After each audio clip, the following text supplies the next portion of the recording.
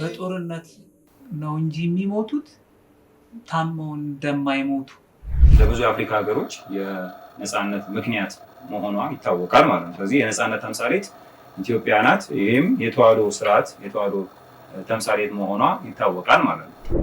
ኢትዮጵያውያን በፊቱ ይሰግዳሉ፣ ጠላቶቹም አፈርን ይልሳሉ ብሎ ሲናገር ኢትዮጵያውያን ለፈጣሪያቸው እንደሚገዙ እንዲሁም ጠላቶችም እንደሚዋረዱ ሲናገር ነው። በኢትዮጵያ ታሪክ ርትዕት ተዋህዶና ኦርቶዶክስ ተዋህዶ የሚለው ልክ አሁን እንደ ኤሳውና እንደ ያዕቆብ ነው የሆነው። ሊቀ ካህኑ መልከ ጼዴቅ በማዕከለ ምድር የቅዱስ አዳምን አጽም ከቀበረው በኋላ አብዛኛው ስለ መድኃኔዓለም ልደት፣ ስለ አምላክ ልደት፣ ስለ እናቱ የተነገሩት ታሪኮች ሁሉ በቅድስት ሀገር ኢትዮጵያ ላይ እንዳሉ እግዚአብሔር ታቦት ይለዋል ወይም ጽላተ ሙሴ ተማረከች፣ አፊኒና ፊናንስም የኤሊም ልጆች ሞቱ ይላል። ግን ህዝቡ የራሱን ታሪክ አያውቀውም። በጎሳ እንደማትለይ በዘረኝነት እንደማትለይ ይሄ ማህበርተኛ ምስክር ሆኖ ይቆማል ማለት ነው።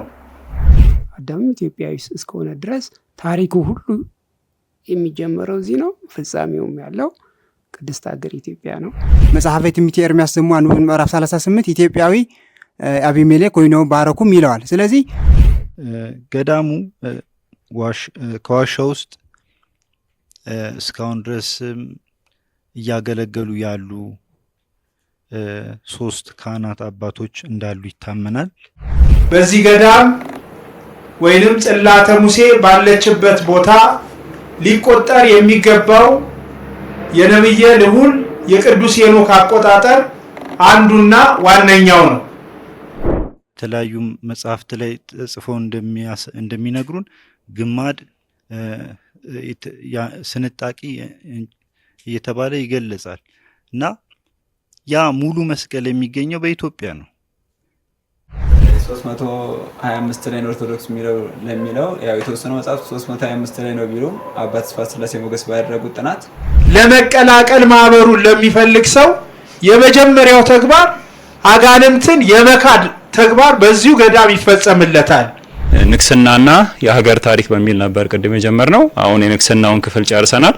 አሁን ደግሞ ቅድስት ሀገር ኢትዮጵያ አቢሲኒያ ታሪኳ ግዛቷ ምን ይመስላል የሚለውን መምህር ሀብተ ገብርኤል እንዳሻው ያቀርቡልናል። ወደ እሳቸው። በስመ አብ ወወልድ ወመንፈስ ቅዱስ አሐዱ አምላክ። አቤቱ ፈጣሪ አምላክ ሆይ ክብር ምስጋና እናቀርባለን። ይህን እድል ሰጥተህ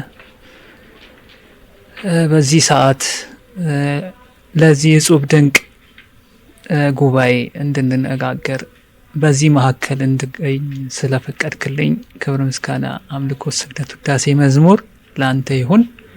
ወላዲተ አምላክ ንጽሕት ቅድስት ድንግል ሆይ ጥበቃ ተራዳይነትሽ ሳይለየን ከልጅሽ አስታርቀሽ ለዚህ ክብር ያበቃሽን እንደ በደል ኃጢአታችን ሳይሆን በይቅርታ በምልጃ በጸሎትሽ ለዚህ ክብር ስላበቃሽን ክብር ምስጋና ውዳሴ መዝሙር ላንቺ እናቀርባለን። እሺ ስለተሰጠኝ እድል እግዚአብሔር ይስጥልኝ እያልኩኝ ወደ ቀጥታ ወደ ታላቋ አቢሲኒያ ማብራራት ይሄዳለው ማለት ነው። ምናልባት ኢትዮጵያ ወይ ደግሞ ታላቋ አቢሲኒያ ከመነሻዋ ጀምሮ ማለት መሰረት ይኖረናል ማለት ነው። መሰረታችን እስካሁንም ስናነሳው የነበረው የሚወስደን ወደ አዳም አባታችን ይሆናል ማለት ነው። ከስነ ፍጥረት ጀምሮ ነው የሚሆነው ማለት ነው። ታላቅነቷንም የአቢሲኒያን ታላቅነት ያንን ካልጠቀስን ላይሆን ይችላል ማለት ነው። ታላቅ ልትባል አትችልም ማለት ነው። ምክንያቱም መሰረቷ አዳም ነው። ያንንም እናምናለን። ያው እኛም በዚሁ አጋጣሚ ስለ ኢትዮጵያ ያለንን አቋም ርትዕቶች ስለ ኢትዮጵያ ያላቸውን አቋም ለማሳወቅ ነው በእግረ መንገዳችንን የጉባኤ የተዘረጋው ማለት ነው። ለምሳሌ ስለ ንግስናው፣ ስለ ሕግና ስርዓትም ስላለው የመጻሕፍት መበረዙም ሁሉም እዚህ ርዕስ ተደርጎ የተነሳው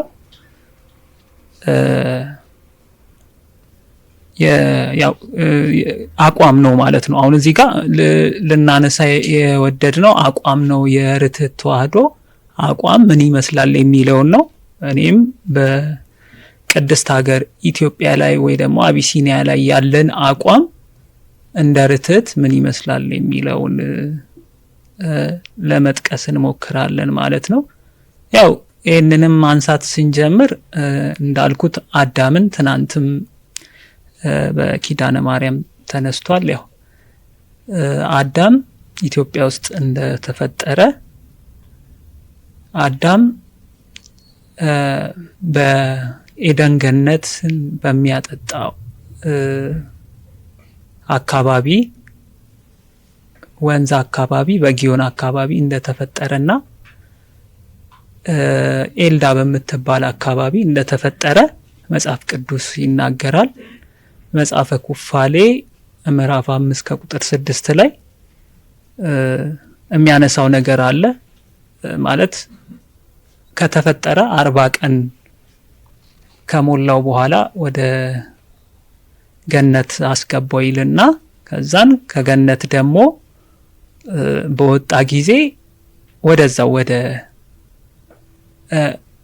ኤልዳ የምትባሏ ምድር ተመልሶ እንደገባ እዛው ኩፋሌ 5 ምዕራፍ 5 ቁጥር 6 ላይ ይገልጻል ማለት ነው። ስለዚህ እቺ ምድር እቺ አዳም የተፈጠረባት ቦታ ኢትዮጵያ ውስጥ የምትገኝ ነች። አሁንም ድረስ በአፈ ታሪክም በጽሁፍም ሊኖር ይችላል ኤልዳውያን የሚባል ስፍራ እንዳለ ይጠቅሳል ማለት ነው። ስለዚህ በዘፍጥረት ምዕራፍ 2 ቁጥር 13 ያው ስለ ጊዮን የሚናገረው ነገር አለ። የኢትዮጵያን ምድር ሁሉ ይከባል፣ የሚያበራ እንቁና የሚያብረቀርቅም እንቁ ይገኝበታል ይላል። የአቢሲኒያ የሚለው የሱ የልጅ ልጅ የሆነው አቢስ የሚባለው የነገሰበት አካባቢን እንደዛ አይነት ስያሜ ወስዶ አቢሲኒያ ብሎ ይጠራዋል ማለት ነው። ስለዚህ ያው የንግስና የሀገራችን ስያሜዎች አብዛኛዎቹ ነገስታቱ በሚነክሱበት ጊዜ የሚሰጧቸው ስያሜዎች አሉ። ግዛትም እያስፋፋች የነበረው ከእግዚአብሔር ጋር በመነጋገር ነው። ጥበብም ነበራቸው ነው። ምንድነው ይሄ የምድራዊ ጥበብ ሳይሆን ያኔ የሰው ልጅ አይምሮም ብሩ ነው። አሁን እንዳለ ነው ከእግዚአብሔር የተለያየ ስላልሆነ የሚሰራውን በእግዚአብሔር ምሪት ነው። የእግዚአብሔር መንፈስ ያደረበት ነው እና ያው ኢትዮጵያ ግዛቷ አፍሪካ ሙሉን ሊሆን የቻለው አሁን እዛ ጋር የምናየው የላይኛው ኢትዮጵያ የታችኛው ኢትዮጵያ የሚል ካርታ ላይ ይታያል እና ይሄንን በዚህ መልኩ ነው ማለት ነው ግዛታቸውን እያስፋፉ የሄዱት። ግብጽ ራሱ በኢትዮጵያ ትተዳደር እንደነበረ የግሪክ ጸሐፊዎች ናቸው ያንን ይተርኩ የነበረው ማለት ነው። ኢትዮጵያ ውስጥ ነው አብዛኛውን የመጽሐፍ ቅዱስ ታሪኮች የተከሰቱት፣ ግን ተወስደው ሌላ ቦታ ተሰጥቷቸዋል ማለት ነው። ይህንንም የተደረገው እነዚህ የሰይጣን ማህበራት ወይ ደግሞ ሚስጥራዊ ይባላሉ፣ የጨለማ ማህበራት ናቸው። ሚስጥራዊ ያው በጨለማ ስለሚሰሩ ሚስጥራዊ የተባሉት እና እነዚህ ምስጢራዊ ማህበራት በ1113 እስከ 1133 ብዙ ታሪኮች ስለ ኢትዮጵያ ብዙ ነገር ያነሳሉ እና ስለ ኢትዮጵያ ብዙ ነገር ያነሳሉ። ታሪኮቿን አንስተው ወይ ደግሞ እነዚህ ብራናዎቿን ያነሱና ብዙ ኬት ማን ተርጉሞላቸው እንደሆነ ባይታወቅም የኢትዮጵያ ብራና ታሪክ መጽሐፎች ላይ የተዘበራረቀ ነገር እንዳለ ይጠቅሱና ግን ሳይንስ ደግሞ ያረጋገጠው ነገር እንዳለ ይናገራሉ። ስለዚህ ኢትዮጵያ ላይ እነሱ የሚያሴሩት ነገር አለ። ያው ተላልፈን አልተሰጠንም እስካሁንም እንጂ እነሱ እየሄዱበት ያሉት መንገድ ረቂቅ ነው። ያው ጨለማ ነው፣ ረቂቅ ነው። ግን እግዚአብሔር አምላክ ደግሞ የወላዲት አምላክን ቃል ኪዳን ሰጥቶናልና እየተጠበቅን እንኖራለን ማለት ነው። ያው አሁን ያለው ነገር የውስጥ ለውስጡ ነገር እንዳለ ሆኖ ማለት ነው። ስለዚህ ይሄ ነው የመልከ ጼዴቅ ታሪክ ፍሰት ይሄ ነው። ሌላው ደግሞ የውጪ ጸሐፊዎች ስለ ኢትዮጵያ ምን ይላሉ የሚለው ነው። የውጪ ጸሐፊዎች ለምሳሌ በጥንት ዘመን ይጽፉ የነበረው ከመድኃኔዓለም ልደት በፊት በ900 እና 600 አካባቢ ያሉ ታሪክ ጸሐፊዎች አሉ። እነ ሄሮዶታይስ የምታስታውሱ ከሆነ ታሪክ ላይ ሆሜር እና ሄሮዶታይስ የሚባሉ የታሪክ ጸሐፊዎች አሉ። እነሱ ስለ ኢትዮጵያ በጣም የሚናገሩት ነገር አለ ማለት በበጎ ገጽታ ነው የሚናገሩት ማለት ነው። ምንድነው የሚያነሱት? ኃይለኞች እንደሆኑ ከአንደበታቸው ሐሰት የማይወጣ በጦርነት የማይሸነፉ በጦርነት ነው እንጂ የሚሞቱት ታመው እንደማይሞቱ እንግዳ ተቀባይ ናቸው ማለት ይሄ ሁሉ ይዘረዝራሉ ማለት ነው። ይሄ ማለት ኢትዮጵያ ታላቅ ነች። ታላቅ የሆነችውም በመንፈሳዊ ነው። ዓለም ላይ በምርምሩ አይደለም፣ በመንፈሳዊ ነው ማለት ይሄንን አሁን የገለጽኩትን ነገር ከፈጣሪ የሚሰጥ ነገር ነው ማለት በዚህ አይነት ኑሮ የሚኖር ማህበረሰብ ይሄ በፈጣሪ የተሰጠ የተባረከ ነው እንጂ ምድር ላይ ስለተመራመረ ይሄንን ባህሪያ ያመጣም ማለት ነው። አሁን ግሪኮች እኛን የሚያስቡት ልክ ይሄ አሁን ያለው ነገር ያኔ የነበረው ነገር ይሄ ጥሩነታቸው እነሱ ግሪኮቹ ያኔ ሌላ የባዕድ አምልኮ ስለሚያመልኩ እኛን የሚያስቡት ልክ እነሱ በሚያመልኩበት ሐሳብ ነው ማለት የፈጣሪን ህልውና ላይ አይቀበሉም ነው። እኛን በዛ አይን አይተው ለአማልክቶቻቸው የሚወዷቸው ብለው ይገልጹታል። ደግሞ አማልክቶቻቸው የሚወዷቸው እኔም ወስደ ያንን ፈጣሪያቸው ብዬ ፈጣሪያቸው የሚወዳቸው ብዬ ነው የተረጎምኩት። ምክንያቱም እነሱ የሚያውቁት እግዚአብሔር አለ ብለው ስለማያስቡ እነሱ በሚያመልኩት ሐሳብ ሆነው ነው ይሄን ነገር የሚናገሩት ማለት ነው። ስለዚህ ኢትዮጵያውያን በዚህ መልኩ በዓለም አቀፍ ታሪክ ውስጥ እንደሚጠሩና ግዛታቸው ደግሞ ሰፊ እንደነበረ ይጠቅሳሉ ማለት ነው የውጪ ጽሁፎች። ሌላ የግብጽ ሄሮግሊፊክስ እዛ ላይም ስለ ልክ ማለት የኢትዮጵያውያን የሚያደርጉት ሃይማኖታዊ ስርዓቶችን ኮፒ አድርገው ወስደው ለአማልክቱ ይጠቀሙበት እንደነበረ የሚያነሳ ታሪክ አለ። ምክንያቱም አሁን ቅድም እንዳልኩት ያ እግዚአብሔር የሚለውን ኢትዮጵያውያን ነው የሚያውቁት። ሌላው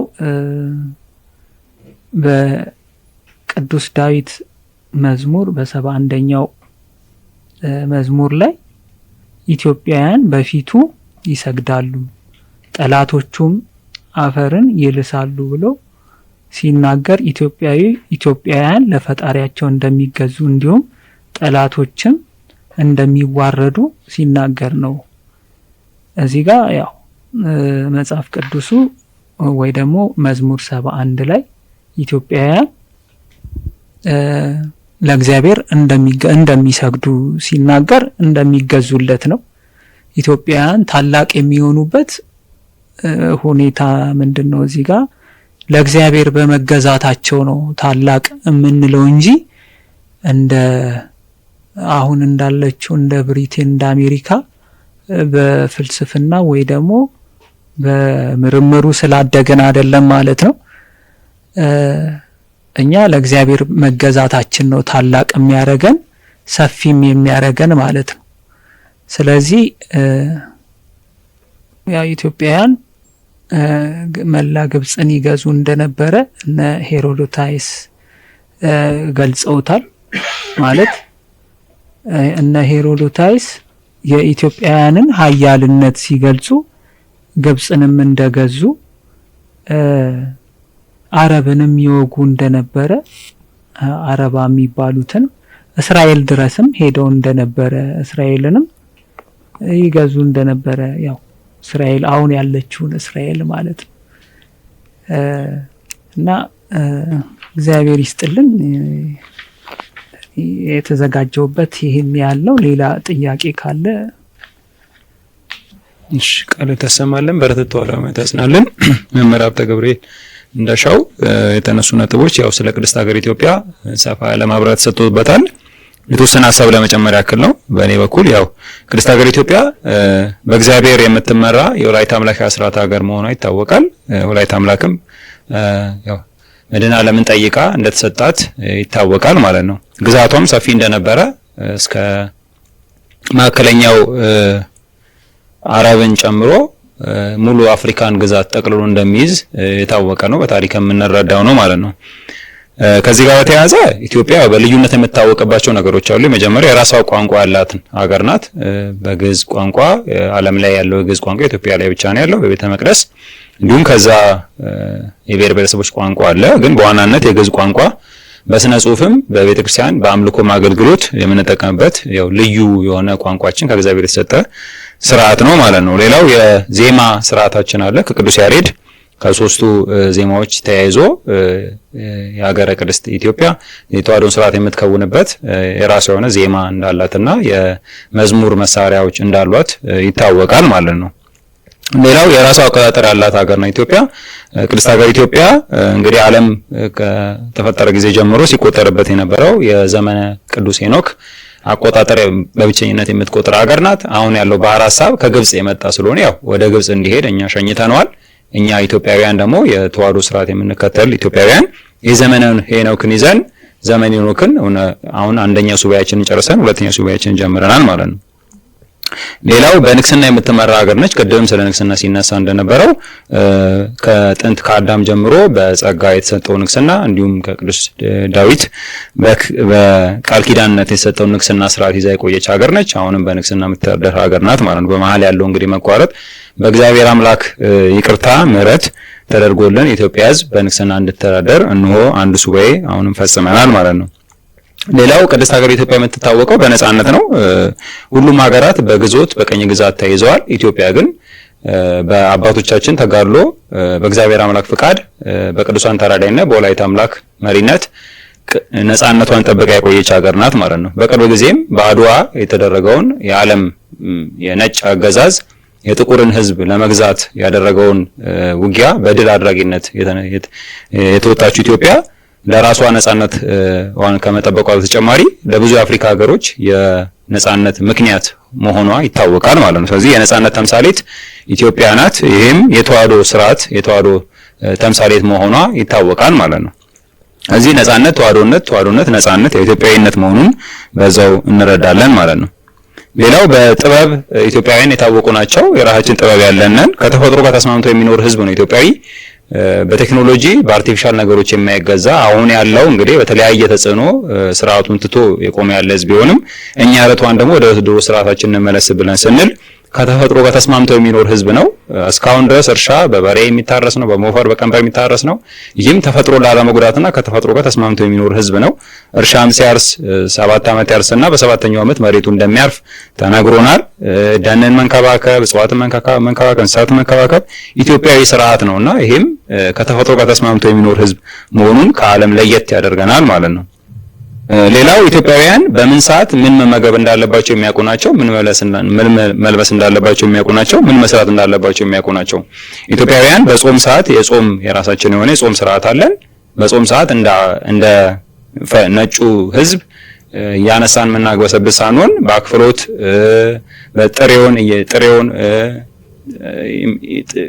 ቅባት እህሎችን እየቀመስን የምናልፍነን እንጂ በስጋ በተለያዩ ነገሮች ከአመት እስከ አመት የምንጠቀም ህዝቦች አይደለንም። እሱም የአመጋገብ ስርዓታችን በንጽህና የምንኖር እግዚአብሔር በሰጠን ስርዓት የምንኖር መሆናችንን ያሳውቃል። ሌላው የአለባበስ ስርዓት ነው። የራሳችን የአለባበስ ስርዓት አለን።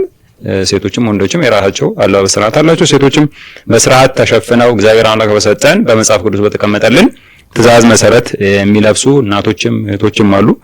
አሁንም ያ ስርዓት እንዲመለስ ነው የምናደርገው። የጥንቱ የኢትዮጵያ ስርዓት ነጭ መልበስ አሁንም እንዲደገም እንፈልጋለን። የተዋህዶ ስርዓት የሚያዝልን ነጭ መልበስን መሸፋፈንን የሴቶች ወንዶችም እንደዛው ስርዓቱን የለበሰ አለባበስ ያለን ህዝቦች መሆናችን እንዲታወቅልን እንፈልጋለን ማለት ነው። ሌላው በየወቅቱና በየጊዜያቱ የምንሰራቸው ስራዎች ይለያሉ። በእርሻ ሰዓት እርሻ የምንሰራ፣ በአጨዳ ሰዓት አጨዳ የምንሰራ፣ በደስታ ሰዓት የደስታ ስራዎችን ሰርግ፣ ልደትም የተመሳሰሉ ነገሮችን የምናከናውን፣ በሀዘን ሰዓትም ሀዘን ህዝብ እርስ በርስ ሀዘኑን የሚካፈልና አንዱ የሚያስተዛዝን መሆኑን ኢትዮጵያዊ ስርዓት መሆኑን ለማሳወቅ እንወዳለን። ከግዛቷ ከንግስና ስርዓቷ ከቋንቋው በተጨማሪ የአኗኗር ስርዓቷም በእግዚአብሔር አምላክ በፈቀደልን የምንኖር ተከባብረን ተዋደን የምንኖር ህዝቦች መሆናችንን ለማሳወቅ እንወዳለን ማለት ነው። ይህን ለማከል ያክል ነው። ጨምር የምትፈልጉ ካላችሁን ጨምርና ወደ ጥያቄ እንላለን። እሺ። በስመ አብ ወወልድ ወመንፈስ ቅዱስ አሐዱ አምላክ ለይኩን። የቅዱሳን አምላክ ቅዱስ እግዚአብሔር እስከዚህ ሰዓት ስላደረሰን እግዚአብሔር የተመሰገነ ይሁን። የወላዲተ አምላክ የቅድስተ ቅዱሳን እናትነቷ ቃል ኪዳኗ ስላልተለየን ክብር ለእርሷ ይሁን። ያው አሁን እኔ ትንሽ ከመጽሐፍ ቅዱስ አንጻር ያለውን ስለ ኢትዮጵያ ነው አሁን ለመናገር የፈለኩት። ምክንያቱም በሌላው የተጻፈውን በቻሉት አብራርተውታል። እኔ ደግሞ ከመጽሐፍ ቅዱስ አንጻር ልክ በመጽሐፈ ኩፋሌ ከምዕራፍ 5 ጀምሮ እስከ ምዕራፍ 10 አካባቢ ያለውን የተወሰነ እንዲሁ ልክ ምን ይላል መጽሐፍ ቅዱሱ ልክ ምን ይላል የሚለውን የተወሰነ ለማብራራት ነው። ያው ሲጀምር መጽሐፍ ቅዱስ መጽሐፈ ኩፋሌ ከምዕራፍ 5 ከቁጥር 16 ስለ አዳም ነው የሚለውና አዳም ሴትን ወለደ። ያው እንግዲህ ቃየልና አቤልን ተተናቸው ማለት ነው። 5ኛ ሴትን ወለደ ይላል። ከዛ ከሴት ደግሞ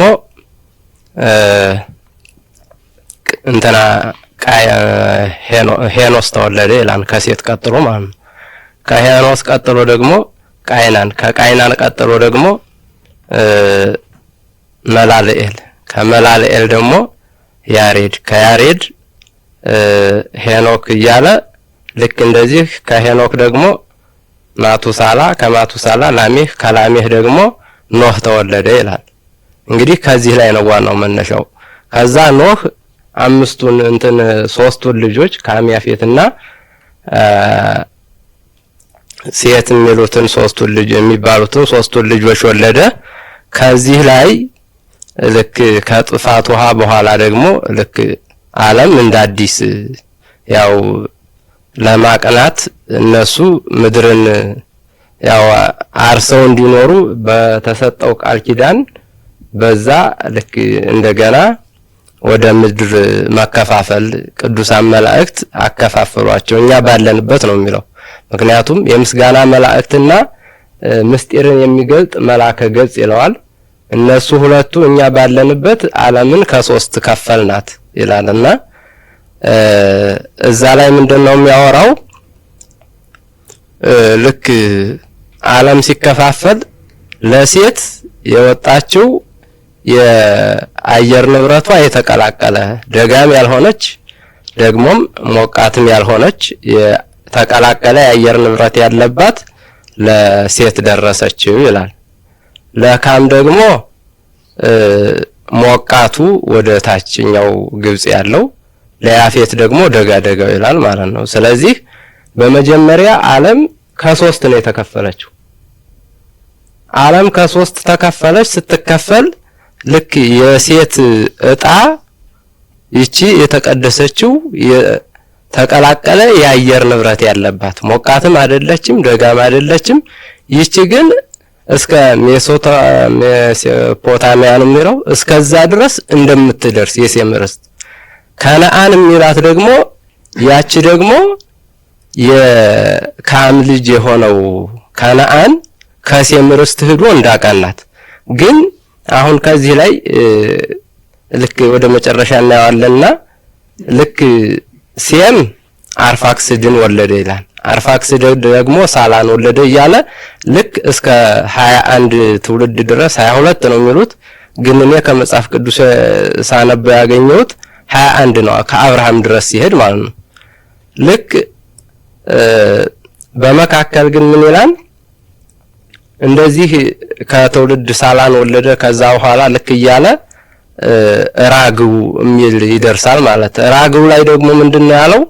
ልክ የባቢሎን ህንጻ ወይም ግንብ ገንብተው እግዚአብሔርን ልክ እንትን መፈታተን የጀመሩበት ያን ራግው ያለው ራሱ አባቱ ልክ የክፋት ትውልድ እንደማለት ነው እንትን እና ጦርነትም የተጀመረበት እንትን ይላል። አንደኛው በሴሩህ ጊዜ ጦርነት ተጀመረ። በራግው ጊዜ ደግሞ ልክ ያ አሁን በሴሩህ ጊዜ ከተማ ልክ ከተማን እየሰሩ ያን ከተማን እየሰሩ ልክ ያ የከተማው እንትን ሲያድግ እርስ በርሳቸው ልክ እየተቀናኑ ጦርነት ጀመሩ ይላል። ከዛ ከጦርነት በኋላ ደግሞ የራግው ሲወለድ ደግሞ ምንድነው የፈጠሩት? ደግሞ ግንብን ገነቡ ከሰማይ ምጥቀታቸው የተነሳ ከዛ በኋላ ልክ በፀሐይ አብስለው እስከ መብላት ደረሱ ይላል። ከዛ በኋላ ግን ምን አለ?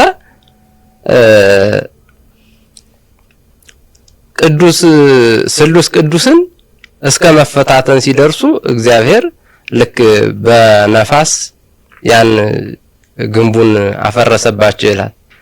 እንደንተን እንኳን ለምሳሌ ሰላም ለመዛረእኪ ዘተረሰ ያሃይለ ከመይጾራ ነበልባለ ማርያም ድንግል እንተ ኃጣይኪ መምሰለ ኃጢአተ የለገብርኪ እመፈድፈደ ተላአለ ከመጥቅም ዘባቢል ረስይ ነሆላ ከመጥቅም ዘባቢል ጥቅም ማለት ግንብ ማለት ነው። እንደ ባቢሎን ባቢል ማለት ደግሞ ባቢሎን የሚለው ከመጥቅም ዘባቢል ረስይ ነሆላ እንደ ባቢሎን ግንብ ኃጢአቴን አፍረሰሽ ጣዩ ሲል ያው ዘራ ያዕቆብ ነው ልክ ወላዲተ አምላክን ይማጸናል ማለት ነው። እና ልክ ከዛ በኋላ ያ ከተማ ተገነባ ያ ቋንቋ መደበላለቅ መጣ ማለት ነው። እና ልክ ቋንቋ የተደበላለቀው ራግው ከሚለው ከዛ ሲደርስ ነውና ልክ የሴም ትውልድ ናቸው ነው የሚለው። እንግዲህ እነዚህ ሁሉ ከሴም የወረዱ ናቸው ከቋንቋው የተደበላለቀው ማለት ነው። በመጨረሻ ደግሞ ልክ አሁንም ይሄ ትውልድ ሲወርድ ሲዋረድ ልክ ከአብርሃም አባት ከታራ ደረሰ። ከዛ አብርሃም የመጀመሪያ ስሙ አብርሃም ነበረ። ምክንያቱም የሱ የአብርሃም የአባቱ ሚስት አጎቷ አባቷ አብርሃም ይባል ነበር እና አያቱ ፊት ቀድሞ ስለሞተ በዛ ስም ተጠራ ይላል። ምክንያቱም እንደመታሰቢያ ሆኖ ማለት ነው። አያቱ የእናቱ የአብርሃም የእናቱ አባት ቀድሞ ስለሞተ ያንን አባቷን ለማሰብ አብርሃም ብላ ጠራችው ይላል። ከዛ በኋላ እግዚአብሔር ደግሞ ልክ በሱ ላይ አድሮ እንትን ሲል አብርሃም ብሎ አበብዙሃን ብሎ ሰየመው ይላል። ከዛ በኋላ ልክ አብርሃም ይስሐቅን ወለደ።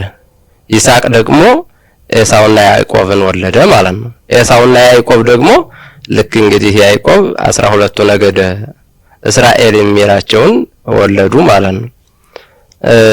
ከዛ በኋላ አሁን ዋናው ወደ እንትን ስንሄድ አሁን የመልከጼዴቅ የምንለው ከአብርሃም ላይ ነው የሚገናኝ። ምክንያቱም አብርሃምና መልከጼዴቅ ሁለቱ አንድነታቸው የተገናኙበት በኢትዮጵያ ታሪክ ወይም በአቢሲኒያ ታሪክ ከዚህ ላይ ነው ማለት ነው። ከዛ በፊት የነበረው መነሻው ግን ሴም ነው። ከሴም የወረደ ነው ማለት ነው።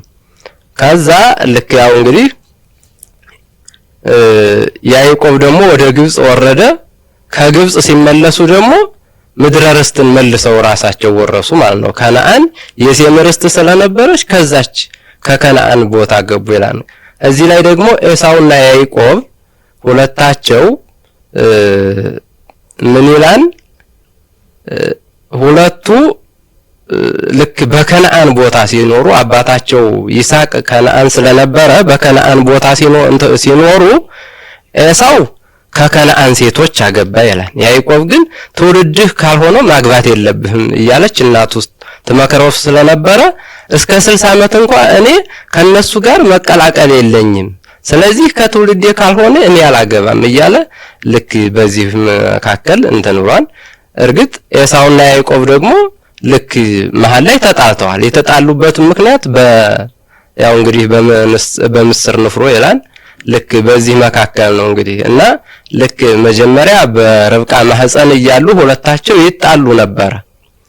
ሁለታቸው ሲጣሉ ልክ እንግዲህ ከወጡ በኋላም ደግሞ አሃዚ ሰኮና የለዋን ያዕቆብን ልክ ኤሳው ፊት መጀመሪያ በኩር ሆኖ ወጣ። ከዛ የእግሩን ተረከዝ ይዞ ግን ያዕቆብም ተወለደ። ከዛ በኋላ በኩርናውን በምስር ንፍሮ ሸጠው ይልና ከዚህ ላይ ያው ሁለታቸው ጸብ ጀመሩ። ቢጣሉም ምን ቢሉም መጨረሻ ላይ ግን የባረኮቱ ወይም ምርቃቱ ከእግዚአብሔር በያዕቆብ በኩል አልፎ ያዕቆብ 12ቱ ነገደ እስራኤልን ይላል። ከዛ ልክ ከይሁዳ ነገድ ደግሞ ንግስና ከሌዊ ነገድ ክህነት እያለ ልክ እንትን ይላል ማለት ነው። እና መነሻው ሴም ነው። ከሴም ሲወርድ ሲዋረድ የወረደው ከ12ቱ ነገደ እስራኤል። ስለዚህ አሁን እኔ ማለት የምፈልገው ማለት ነው ከመጽሐፍ ቅዱስ አንፃር አሁን የኢትዮጵያውያን ዘር የካም ዘር ወይም የኩሽ ዘር ነው የሚለው እኔ አሁን ተቀባይነት የለውም ነው የምለው። ምክንያቱም የኩሽ ዘር ብንሆንማ ግብጽ ነው እንጂ የምንወርደው እንዴት እዚህ እንመጣለን? እኔ የሴም ዘር ነው ብዬ እንትን ከመጽሐፍ ቅዱስ አንፃር ነው። ይሄን እንግዲህ ሊቃውንቱ ሊያዩት ይገባል በሚል እኔ እንደ አጽንኦትም ሰጠዋለኝ። ሁለተኛ ደግሞ ልክ አሁን በዚህ በኢትዮጵያ ታሪክ ርትዕት ተዋህዶና ኦርቶዶክስ ተዋህዶ የሚለው ልክ አሁን እንደ ኤሳውና እንደ ያዕቆብ ነው የሆነው። ምክንያቱም እንግዲህ በአንዲት ማህፀነ ኢትዮጵያ ወጥ እያለን ይህ ነገር ሲፈጠር እኔ ለትውልዱ ምንድን እያስተላለፍን ነው ያለው የሚል የራሴ ሐሳብ እገልጻለሁ ማለት ነው።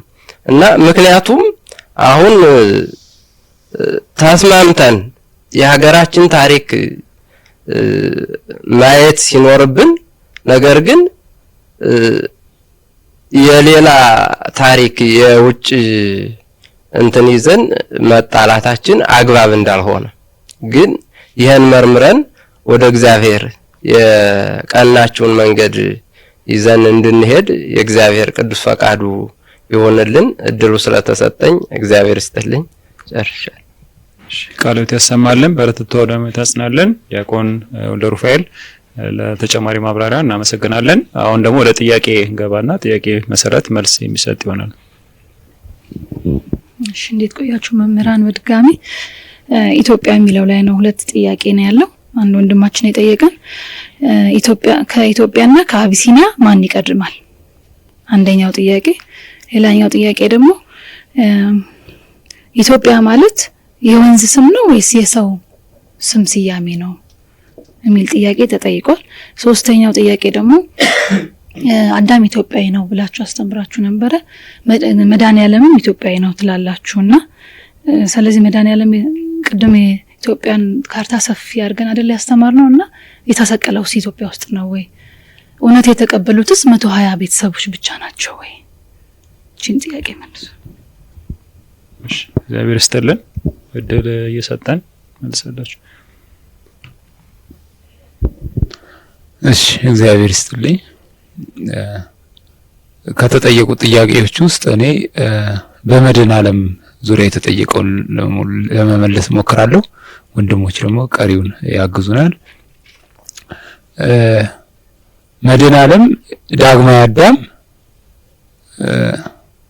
የቀዳሚ አዳም ርስት በሆነችው አገር በሆነችው ማዕከሉ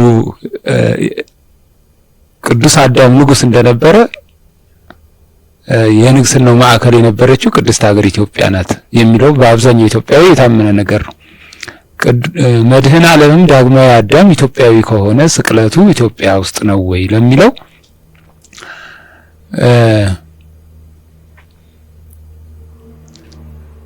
ብርሃነ መስቀሉ ተቀብሮ በአንጻራዊ ለመመለስ እሞክራለሁ። ብርሃነ መስቀሉ ተቀብሮ ከተቀበረበት ቦታ ቆፍራ ያስወጣችው ንግስት እሌኒ ኢትዮጵያዊ ንግስት ነች።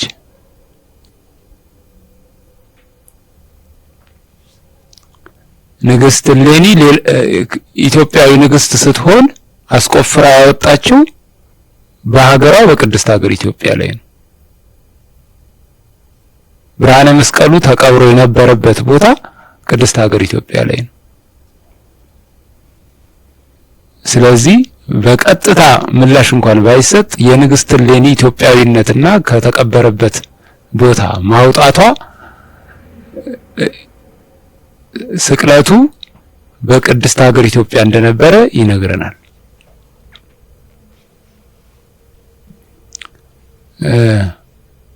ሊቀ ካህን መልከ ጼዴቅ ኢትዮጵያዊ መሆኑን ተናግረናል። ሊቀ ካህኑ መልከ ጼዴቅ የነበረባት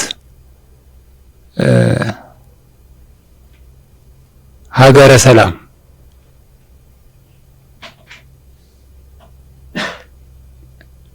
ኢትዮጵያ ውስጥ ነች። ስለዚህ እነዚህን ነገሮች ሊቀ ካህኑ መልከ ጼዴቅ የመድኃኔዓለም ምሳሌ ከሆነ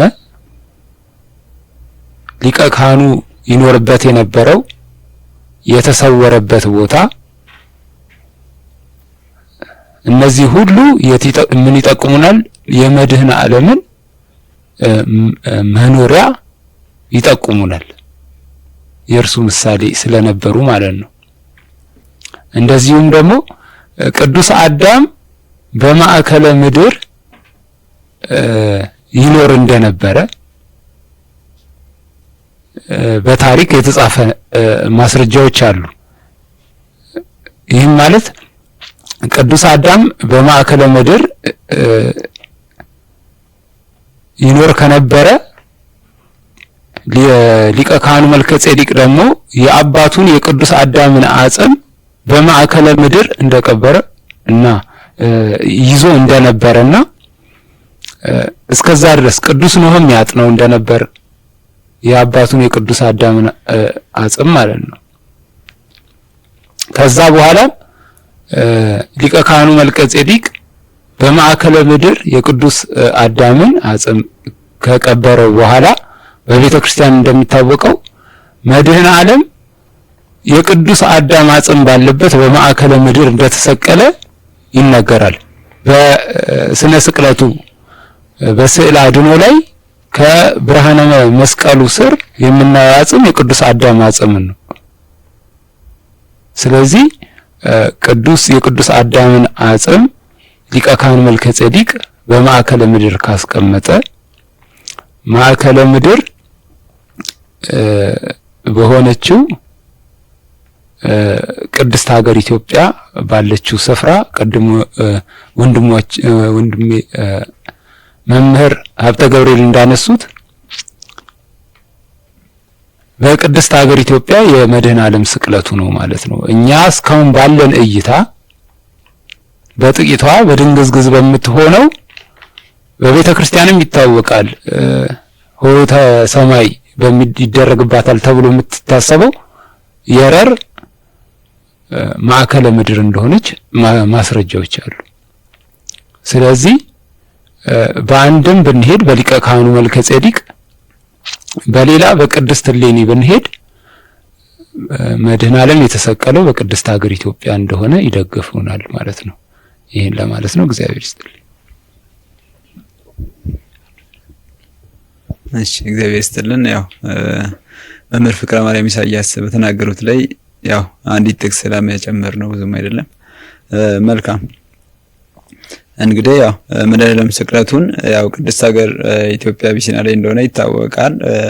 ከታሪክ አንጻር አብዛኛው ስለ መድኃኔ ዓለም ልደት፣ ስለ አምላክ ልደት፣ ስለ እናቱ የተነገሩት ታሪኮች ሁሉ በቅድስት ሀገር ኢትዮጵያ ላይ እንዳሉ እስራኤላውያን ተብሎ የተጠቀሱት ታሪኮች ሁሉ እስራኤልም ኢየሩሳሌም የሚባል ወይ በስም ደረጃ ቀይረውት የቅድስት ሀገር ኢትዮጵያ የሀገር ክፍሎች የነበሩት ሀገራት እንደነበሩ ራሱ ያው በመረጃና ማስረጃ በመጻሕፍት መበረዝም በቅድስት ሀገር ኢትዮጵያ ታሪክ ላይም እንደዚሁ ዲያቆን ሩፋኤልን ባስረዱት ላይ ያው የተገለጸ ነው ማለት ነው። ይህም ከካርታ አቀማመጥ እንኳን አንጻር የተነገሩት ታሪኮችና የካርታው አቀማመጥ እንደሚዛባ የሚያሳይ ጥናቶች አሉ። ግን አሁን በተናገሩት ላይ ቅድስት ሀገር ኢትዮጵያ ውስጥ እዚህ ቦታ ነው እዛ ቦታ ነው የሚለውን ነገር በግልጽ አሁን በዚህ ጉባኤ ባንገልጸውም ግን ቅድስት ሀገር ኢትዮጵያ ላይ ስቅለቱ እንደሆነ እንደዚሁ ማዕከለ ምድር የምትባል ቅድስት ሀገር ኢትዮጵያ እንደሆነች ነው ያለው አስተምሮና እዚህ ላይ ቅዱስ ዳዊት በመዝሙሩ ምን ይላል? እግዚአብሔርስ ንጉሥ ውእቶም ቅድመ ዓለም ይላል። እግዚአብሔርስ ከዓለም በፊት ንጉሥ ነበር፣ ንጉሥ ነው ይላል። ወገብረ መድኃኒተ በማዕከለ ምድር ይላል። በምድር መካከል ወገብረ መድኃኒተ በማዕከለ ምድር፣ በምድር መካከል መድኃኒትን አደረገ ይላልና ይህንን ጥቅስ ለማከል ብዬ ነው። ይህ ማለት ከዓለም በፊት እግዚአብሔር አምላክ ንጉሥ ነበር። ወገብረ መድኃኒተ በማዕከለ ምድር፣ በምድርም ተገልጦ ደግሞ በምድር መካከል ላይ መድኃኒትን አደረገ። መድኃኒት አደረገ የተባለው ምንድነው? ዕለተ ስቅለቱን ወይም በዕለተ ስቅለቱ ሰዓት ያደረገውን ገቢረ ተአምራት የሚገልጽ ነው ማለት ነው። መምህራን የሚጨምሩበት ግን አቢሲኒያ እኔ ተነገረኝ ማለት ነው። አቢሲኒያ ነው የሚቀድመው።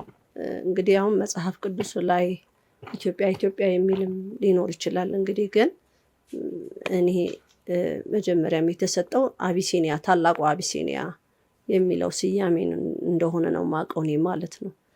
እንግዲህ ደግሞ ወደፊት ደግሞ መጽሐፍቶቹ ላይ የበለጠ ማስረጃዎች እንዲህ እየተገላበጡ ሲመጡ ማስረጃዎችን ታገኙ ትችላላችሁ ማለት ነው። ግን መጀመሪያ የተሰጠው ስያሜ አቢሲኒያ የሚለው ነው።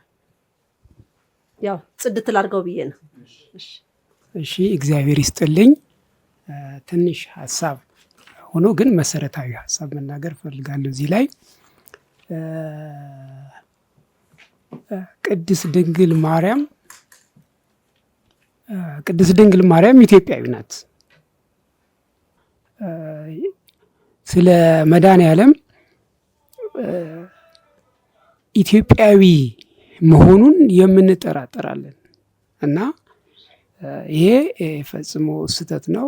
ፍጹም ኢትዮጵያዊ ነው። ኢትዮጵያዊ ስንል ደግሞ ማንኛውም የሚያምን በሱ ለዓለም ነው የመጣው። ኢትዮጵያም ዓለም ናት። ስለዚህ ለዓለም መጣ። ለዓለም የመጣው ሐዋርያትም ነቢያትም ኢትዮጵያዊ ናቸው። ስለዚህ ታሪኩ እዚህ ላይ ነው ያለው። ግን ህዝቡ የራሱን ታሪክ አያውቀውም። ስለዚህ ነቢያትን ወዴት እንደሚሰዳቸው አላውቅም፣ ሐዋርያትንም ወዴት እንደሚወስዳቸው አላውቅም። ሁሎችም ግን ኢትዮጵያዊ ናቸው። ስለዚህ አዳም ኢትዮጵያዊ ነው። አዳምም ኢትዮጵያዊ እስከሆነ ድረስ ታሪኩ ሁሉ የሚጀመረው እዚህ ነው። ፍጻሜውም ያለው ቅድስት ሀገር ኢትዮጵያ ነው። እግዚአብሔር ይስጥልኝ። እሺ በድጋሚ እድል ስለተሰጠኝ እግዚአብሔር ይስጥልኝ እላለሁኝ። ምናልባት ንግሥተ ነገሥታት ግልጽ አድርገው መልሰውልናል። አቢሲኒያን ነው የሚቀድመው ወይስ ኢትዮጵያ የሚለውን ደስ ብሎኛል በዚህ። እኔን ግን ማከል የምፈልገውን የኢትዮጵያ ግዛት ከግዕዝ አንጻር ማለት ነው፣ ቋንቋውን ማለት ነው። መጀመሪያ ሰማሪያ የሚለውን ቃል የግዕዝ ቃል ነው። ያንን ሰማሪያ የሚለውን ምናልባት በብስራተ ቅዱስ ዮሐንስ ምዕራፍ 4 ላይ ተገኝቶ ይገኛል። ያንን ቃሉ ማለት ነው ሳምራዊት ሴት ሲባል ይሰማል። ያንን ቃል እንዴት ነው የመጣውን ሲባል ደግሞ በትንቢተ ኤርምያስ ላይ ወይም ደግሞ እንደተሰደዱ ወደ ባቢሎን እንደተሰደዱ ሕዝበ እግዚአብሔር እናውቃለን 70 ዓመት በስደት እንደነበሩ ማለት ነው። እና ቅዱስ ኤርምያስ እነዚህ የተሰደዱ ሰዎች የስደታቸውን ጊዜ ሊያበቁ ሲቀሩ ምን ይላቸዋል? እነዚህ የተሰደዱ ወደ ባቢሎን የተሰደዱ ሕዝቦች ምን ያደርጋሉ? ከባቢሎናውያን ጋር ይጋባሉ። ስለዚህ ያንን የተሰደድንበት ሰዓት ጊዜ የደረሰ ነው። የተጋባችሁ ከነሱ ጋር ተፋቱ፣ እናንተ የእግዚአብሔር ሕዝብ ናችሁ፣ ከነሱ መጋባት አትችሉም ብሎ ይመክራቸዋል። ላልተጋቡ ደግሞ እንዳትጋቡ ብሎ ሰዓቱን ስለሚደርስ ተው ብሎ ሲመክራቸው እምቢ አሉ። ሰዓቱ ደረሰ። ከዛ በኋላ ሰዓቱ ሲደርስ እነ ቅዱስ ኤርምያስ የያዘውን ሕዝብ ይዞ ተነሳ ወደ ቅድስት ሀገር ሰማሪያ ነው ያልነውን ቃሉ ወደ ቅድስት ሀገር ኢትዮጵያ ማለት ነው፣ ወይም ደግሞ አቢሲኒያ አሁን እንደተነገረን ማለት ነው፣ ከስደት ከባቢሎን ማለት ነው። ከዛ ሲወጡ ሲመለሱ እነዚህ ከባቢሎናውያን ጋር የተዛመዱት በመብስዎ ማለት ነው፣ ተመለሱ እናንተ ከእነሱ ጋር አንድ ሆናችኋል፣ ስለዚህ ከእኛ ጋር ወደ ሀገር ልትመለሱ አትችሉም ብለው እነ ቅዱስ ኤርምያስ እነ ኢትዮጵያን ቅዱስ ባሮክና አቢሜሌክ እነዚህ ወደ ስደት ሲሄዱ የዚች ሀገር ጥፋት አታሳየን ብለው 70 ዓመት በእንቅልፍ ያሳለፉት አባቶች ናቸው። እና እነዚህ ሰዎች እንዲያውም መጽሐፍ ቅዱስ ግልጹ ትንቢተ ኤርምያስ ምዕራፍ 38 ኢትዮጵያውያን ናቸው የሚላቸው። መጽሐፈ ባሮክ አንብቡት፣ ኢትዮጵያዊ ባሮክ ይለዋል። መጽሐፈ ትንቢተ ኤርምያስ ደግሞ አንብቡት ምዕራፍ 38 ኢትዮጵያዊ አቢሜሌክ ወይ ነው ባሮኩም ይለዋል። ስለዚህ እነዚህ ባሮክና አቢሜሌክ ኢትዮጵያውያን ከሆኑ ከኤርምያስ ምን ያደርጋሉ? አጠገቡ ታዲያ እስራኤላውያን አልነበሩም ማለት ነው። እነዚህ በጉድጓድ ሲጣል እንኳን ነቢይ ኤርምያስ ካጠገቡ ሆነው ንጉሱን ተናግረው ከጉድጓድ ያስወጡት ኢትዮጵያውያን ናቸው። ስለዚህ ነቢይ ቅዱስ ኤርምያስ እንዲያው አባት ሥራ ሲሞገስ ገልጸውታል። ነቢይ ቅዱስ ኤርምያስ ኢትዮጵያዊ ነው ብሎታል። መጽሐፍ ቅዱስ ደግሞ ሰማሪያ ብሎ ደግሞ ሲመጣ ደግሞ ሰማሪያ ደግሞ እነዚህ ሰዎች እነዚህ የተጋቡ ሰዎች ከዛ በኋላ ነቢይ ኤርምያስ ምን ያላቸው? ሂዱ እናንተ ከነዚህ ከባቢሎናውያን አንድ ሆናችኋልና ተመለሱ፣ ወደ ሀገራችሁ ልትመለሱ አይገባም፣ ሀገሪትን የእኛን ሀገር እንደዚህ የተቀላቀለ ሕዝብ አይገባባትምና ተመለሱ ሲላቸው ያባራቸዋል። ከዛ እነሱ ደግሞ ወደ ነበሩበት ወደ ባቢሎን ሲመለሱ እነሱ ደግሞ ይላቸዋል ከዚህ በፊት እኮ ከኛ ጋር ኑሩ፣ እናንተ ከልጆቻችን ስለተጋባችሁ በሀገራችን ኑሩ ሲላቸው እነሱ አይ ወደ ሀገራችን ይሻለን ብለው ሄደው ነበር። እነ ነቢይ ኤርምያስ ሲያሳዷቸው እነዚህ ገና ደግሞ ወደዛ ሲመለሱ አጉል ሆኑ፣ መሀል ላይ ቀሩ ማለት ነው። ከዛ በኋላ ለነ ነቢይ ቅዱስ ኤርምያስ ተከትለው ሲመጡ አንድ ውሃ ያለበትን ቦታ አገኙና ሰማሪያ የሚባለው ቦታ ደረሱ ማለት ነው። ከዛ በኋላ እስመ ሰመርናሃ ለዛቲ ምድር ብለው እዛ ቦታ ተቀመጡ ማለት ነው። እቺ መሬት መረጥናት ማለት ነው። ስለዚህ ሰመርናሃ ማለት ሰመረ ማለት እቺ ወጣ ወደድናት ማለት ነው። ስለዚህ ይህንን ቃል ከምን የወጣው ቃል ነው? የግዕዝ ነው ማለት ነው። ስለዚህ ሰማሪያ የሚለውን መድኃኔ ዓለም ደግሞ በምስራተ ዮሐንስ ምዕራፍ 4 ላይ ነው ወደ ሳምራዊቷ ሴት ሄደ ውሃ ስትቀዳ አገኛት የሚለውን መድኃኔ ዓለም የተሰበከ የሚለውን ካየነው በዛ በሳምራዊ አካባቢ የሳምራውያን አጠገብ መሆኑ ግልጽ ነው። ያቺ ሀገር ደግሞ ያው ኢትዮጵያ መሆኑ ግልጽ ነው። ሁለተኛ ግን የሚገልጸው ደግሞ እስክንድሪያ የሚለውን ሀገር ግብጽ ላይ ያለው የግብጽ ከተማ እስክንድሪያ ናት። ጥናት የእስክንድሪያውን የእስክንድሪያ ከመባላ በፊት የስሟ የሀገሯን ስም መጽንፋ የሚባል ስም ነው የነበራት የሷ። እንዴት ነው የነበረ የሷን ታሪክ ካጠናን ደግሞ ወይም ደግሞ ካየነው ይኸው ከዚህ ጊዮን ወርዶ ወደ ግብጽ ሲሄድ በውሃ ያጥለቀልቀው ነበር ከተማው ሙሉውን። ከዛ እስክንድር ንጉስ ከዛ ከኤስያ አካባቢ ሲመጣ እኔ ምን ላድርግ ስሜ የሚጠራበትን ምን ላድርግ ብሎ ሲጠይቅ ለነዚህ ሰዎች ይህንን የጊዮን ውሃ መጥቶ ስለሚያስቸግራቸው አንተ ይህንን ውሃውን ወደ በአንድ አድርገው እንዲሄድ አድርግና ስምህን በአንተ ስም ይጠራል አሉት። ከዛ በኋላ እሱን መጽንፋ ይባል የነበረውን እሱን ያንን የውሃውን ወንዝ ሲሰራለት በአንድ አቅጣጫ ሲሄድለት እዛ ጋር የነበሩ ሰዎች በእስክንድር እስክንድሪያ ያላት ከተማ አለ። እስካሁን እስክንድሪያ የተባለች ትጠራለች። ከዛ ፊት የነበረ ስም ግን መጽንፋ ትባል ነበር። ውሃ የበዛበት ቦታ አጠገቡ ሁሉ ውሃ የበዛበት ከተማ ነበር ማለት ነው። ስለዚህ እስከዛ ድረስ የኢትዮጵያ ግዛቷ ነበር ለማለት ነው ይህንን ታሪክ ያመጣሁትና ይህንን ለማለት የፈለኩት። እግዚአብሔር ይስጥልኝ። እሺ ቃል ተሰማልን በረከቱ ደግሞ ተጽናለን። መምህራን ያው ንግስናና የቅድስት ሀገር ኢትዮጵያ ታሪክ በሚል የቀረበው ርዕስ የተነሱ ጥያቄዎችን መልሰናል፣ ማብራሪያዎችን እንፈጽመናል ማለት ነው። አሁን ወደ ሶስተኛው መርሃ ግብር እንሄዳለን።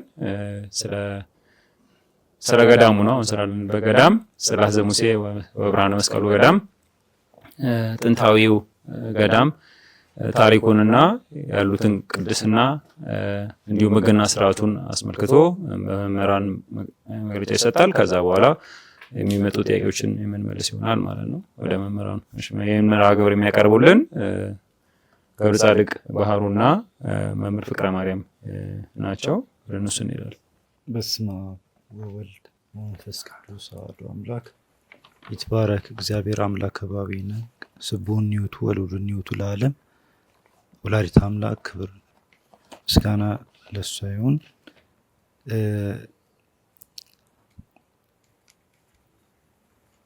ገዳመ ጽላተ ሙሴ ወመስቀለ መድኅን የተሰጠነ ርዕስ ነው። ገዳመ ጽላተ ሙሴ ወመስቀለ መድኅን ታሪኩ ምን ይመስላል የሚለውን እናያለን ማለት ነው። ገዳመ ጽላተ ሙሴ ወመስቀለ መድኅን ከ800 ዓመታት በላይ ካስቆጠሩ ጥንታዊ ታሪካዊ ገዳማት አንዱ ነው። ይህ ገዳም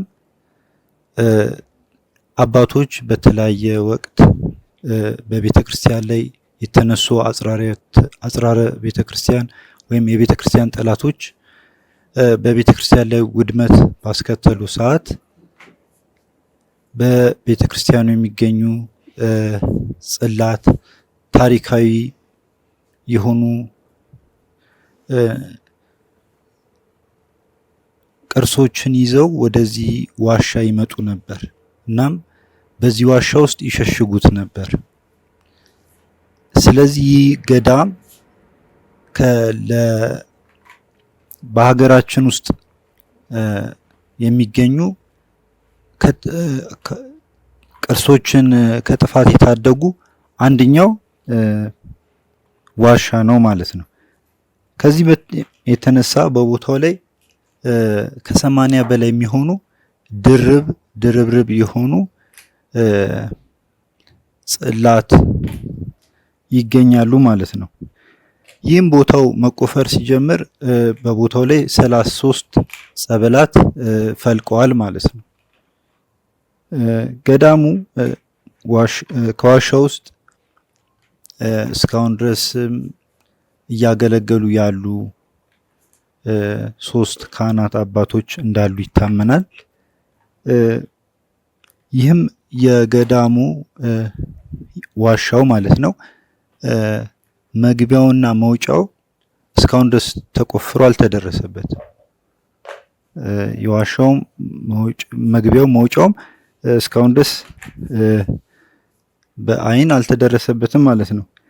ሌላው ይህ ቦታ በርካታ የርትዕት ተዋሕዶ ቤተክርስቲያን ታሪካዊ ቅርሶች ተጠብቀው ካሉበት ቦታዎች አንዱ ያደርገዋል።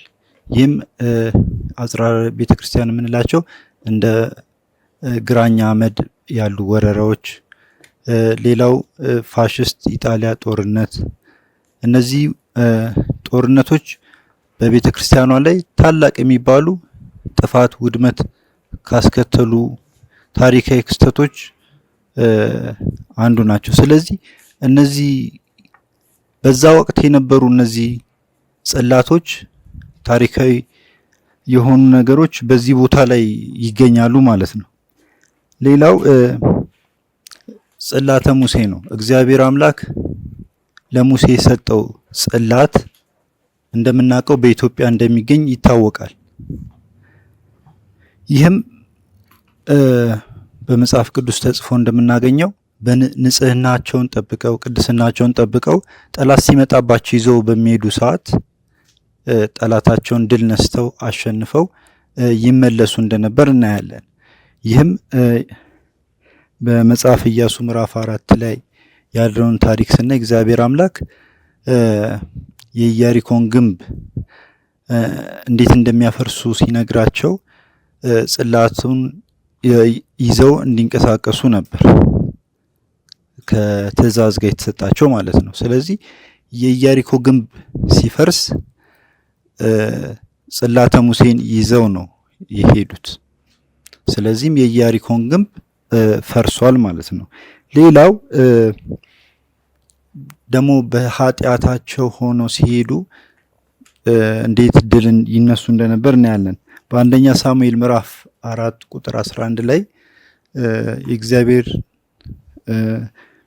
የእግዚአብሔር ታቦት ይለዋል ወይም ጽላተ ሙሴ ተማረከች፣ አፍኒና ፊናንስም የኤሊም ልጆች ሞቱ ይላል። ይህ የሆነበት ምክንያት ምንድነው? አፍኒና ፊናንስ በታቦተ ሕጉ በቃል ኪዳኑ ታቦት ፊት እግዚአብሔርን የሚያሳዝን ኃጢአት ይሰሩ ነበር። ኤሊም ልጆቹን ከኃጢአታቸው እንዲመለሱ አላስቆመም ነበር። ስለዚህ ልጆቹ ሞቱ። ኤሊም ደግሞ ካህኑ ኤሊም በልጆቹ ሞት ሐዘን፣ ድንጋጤ እሱ ሞቷል ማለት ነው። በጦርነቱም ደግሞ ሀገር ተሸንፋለች ማለት ነው በወቅቱ። ይህን የተረዱ ለዘመናት በታሪክም እንደተገለጸው የታቦተ ሙሴን ኃይል የተረዱ ኃይሎች ያም ምዕራባውያን የተረዱ ኃይሎች ጽላተ ሙሴን በእጃቸው ለማስገባት እጅግ ጥረት አድርገዋል በተለያየ ጊዜ ማለት ነው። ይህም ሰላይ በመላክ እንደ ጀምስ ብሩስ አይነትን ሰላይ ወደ ሀገር ውስጥ በመላክ የት እንደሚገኝ ከዛም ሲቀጥል ደግሞ በድብቅ በመከታተል ያለበትን መሰለል ቀጥሏል ማለት ነው። ሌላው ለቁራሽ እንጀራ ያደሩ አባቶችን በገንዘብ በመደለል በጥቅማ ጥቅም በመደለል ያችን ታቦተ ሙሴ ጽላተ ሙሴ በእጃቸው ለማስገባት ታላቅ ጥረት አድርገዋል። በተለያየ ጊዜም በጠላት እጅ ውስጥ ገብታለች። ነገር ግን እየተሰወረች ወደ ኢትዮጵያ ተመጣ ነበር። በመጨረሻ ግን ምንድነው የሆነው? ይቺ ጽላተ ሙሴ ቅዱስ ሚካኤል ሰውሯታል ማለት ነው። ቅዱስ ሚካኤል ሰውሯት በመጨረሻም እነዚህ ንዋየ ቅዱሳት በተሰወሩበት በዚህ በገዳመ ጽላተ ሙሴ ውስጥ ይቺ ጽላተ ሙሴ ተሰውራ እንድትቀመጥ አድርጓል ማለት ነው። ሌላው ጌታችን መድኃኒታችን መድኃኔዓለም የተሰቀለበት ዕፀ መስቀል ነው። የጌታችን የአምላካችን ዕፀ መስቀል ያው በዚህ ጉባኤ እንደተገለጸው ግማደ መስቀል አይባልም። ምክንያቱም ጌታችን አምላካችን የተሰቀለበት ዕፀ መስቀል ታላቅ ነው። በድርሳነ መስቀሉም እንደምናየው ተናጋሪ ነው። መስቀሉ ይናገራል፣ ይፈውሳል፣ ታላቅም ነው። ክብሩም ታላቅ ነው። ምክንያቱም የጌታችን የአምላካችን የመድኃኔዓለም ስጋው የተቆረሰበት ደሙ የፈሰሰበት ቅዱስ መስቀል ነውና ማለት ነው። ስለዚህ እንደ ማንኛውም እንጨት የሚሰነጠር አይደለም። ያው በተለያዩ መጽሐፍት ላይ ተጽፈው እንደሚነግሩን ግማድ ስንጣቂ እየተባለ ይገለጻል እና ያ ሙሉ መስቀል የሚገኘው በኢትዮጵያ ነው። መስቀልም ሊሆን የሚችለው መስቀሉ ሙሉን ሲሆን እንጂ መስቀሉ ከተገመሰማ መስቀል ተብሎም ሊጠራ አይችልም ማለት ነው። ስለዚህ ይሄ መስቀል ያው ከዚህ በፊትም ተገልጿል። ካለን ጊዜ አንጻር ንግስት እሌኒ ቆፍራ እንዳወጣችሁ ተገልጿል። እናም ያ መስቀል በመስቀለኛ ቦታ ለዘመናት ተቀምጦ ነበር። ነገር ግን በተቀመጠበት ቦታ ንጽህናውን፣ ቅድስናውን በቦታው አባቶች ሊጠብቁ ባለመቻላቸው ይህ የጌታችን የአምላካችን ዕፀ መስቀሉ ሌሎቹም ንዋየ ቅድሳት አብሮት ያሉት ሲቆፈሩ የወጡት ያ ማለት የተቸነከረበት ችንካሮች፣ አናቱን የቀጠቀጡበት በትር፣ አምላክነ እያሉ ሲዘባበቱበት ያለበሱት ካባ፣ ሐሞትን ያጠጡበት ሰፍነግ፣ የገረፉበት ጅራፍ የመሳሰሉት ንዋየ ቅድሳት፣ አንገቱን አስረው የጎተቱበት ገመድ፣ ጎኑን የተወጋበት ጦር የመሳሰሉት ንዋየ ቅድሳት ያው ከዕፀ መስቀሉ ጋር ተቀብረው እንደነበር የታወቀ ነው። ስለዚህ እነዛ ንዋየ ቅድሳት ተአምራትን ስለሚያደርጉ በጊዜው ከዕፀ መስቀሉ ጋር የተቀበሩ ነበሩ። ከዛም ሲወጡ ደግሞ ከዕፀ መስቀሉ ሳይለዩ ነበር የተቀመጡት ማለት ነው። እነዛም አንድ ላይ ተሰውረው የሚገኙበት ገዳም እና ዋሻ ነው ማለት ነው ይህ ገዳም። ሌላው ስለዚህ ስለ ቦታው ቅድስና ለመናገር ያህል አበው እንዲህ ይላሉ፣ ሰብ ይቀድስ ለመካን መካን ይቀድስ ለሰብ ይላሉ። ይህ ቦታ በቅድስና አባቶች እግዚአብሔር ባመለከታቸው እነዛ ከ80 በላይ የሆኑ ጽላቶች ታቦተ ጽዮንም እዚህ ቦታ ቅዱስ ሚካኤል በማስቀመጡ ዕፀ መስቀሉም እዚህ በመገኘቱ ይህ ቦታ ታላቅና ታላቅ የቅድስና ቦታ ያደርገዋል። በዚህም የተነሳ ይህ ቦታ በንጽህና ንጽህናውን ጠብቆ ለሚመጣ ሰው ከኃጢአት ነጽቶ ያ ማለት ንስሐ ገብቶ ያንን ንጽህናውን ጠብቆ ለመጣ ሰው ያድነዋል ማለት ነው፣ ይፈውሰዋል ማለት ነው። ስለዚህ ይቀድሰዋል። ስለዚህ መካን ይቀድስ ለሰብ ማለት ያ ነው። ሰብ ይቀድስ ለመካን ደግሞ ማለት ቅዱሳኑ ይህን ቦታ በመርገጣቸው ቅዱሳን ከመላእክቱ ጀምሮ ይህን ቦታ በመጎብኘታቸው ይህ ቦታ በዛ ተቀድሷል ማለት ነው መጀመሪያ። ስለዚህ ያ ቅድስናውን የያዘ ቦታ ደግሞ ቅድስናውን ጠብቆ ለመጠ ይቀድሰዋል ወይ ደግሞ ያድነዋል ማለት ነው። ይህ ቦታም አጋንንት የማይደፍሩት አጋንንትን የሚያንቀጠቅጥ የሚያርበደብድ ጸንተውም ሊቆሙበት የማይችሉበት ታላቅ ቦታ እንደሆነ በተግባርም የታየ ነው ማለት ነው። ስለዚህም ይህም ለንጽህናቸውን ቅድስናቸውን ለሚጠብቁ ሰዎች ታላቁ የፈውስ ቦታም ነው ማለት ነው። ስለዚህ ገዳሙ ከብዙ በጥቂቱ ይህን ይመስላል። እግዚአብሔር ይስጥልን። በስመ አብ ወወልድ ወመንፈስ ቅዱስ አሐዱ አምላክ ይሁን። ይትባረክ እግዚአብሔር አምላክ አበዊነ ለዘብጽሐነ እስከ ዛቲ ሰዓት። እንግዲህ መምህር ፍቅረ ማርያም ስለ ቦታው ነግረውናል። ከሳቸው በተጨማሪም ደግሞ አንዳንድ ሀሳቦችን አነሳለሁ። ያው ስለ ገዳሙ በምናነሳበት ጊዜ የሕግ መፍለቂያ የሕግ መውጫ እንደመሆኑ መጠን ከዚህ የሚወጡ ሕጎች እንዴት ይተገበራሉ፣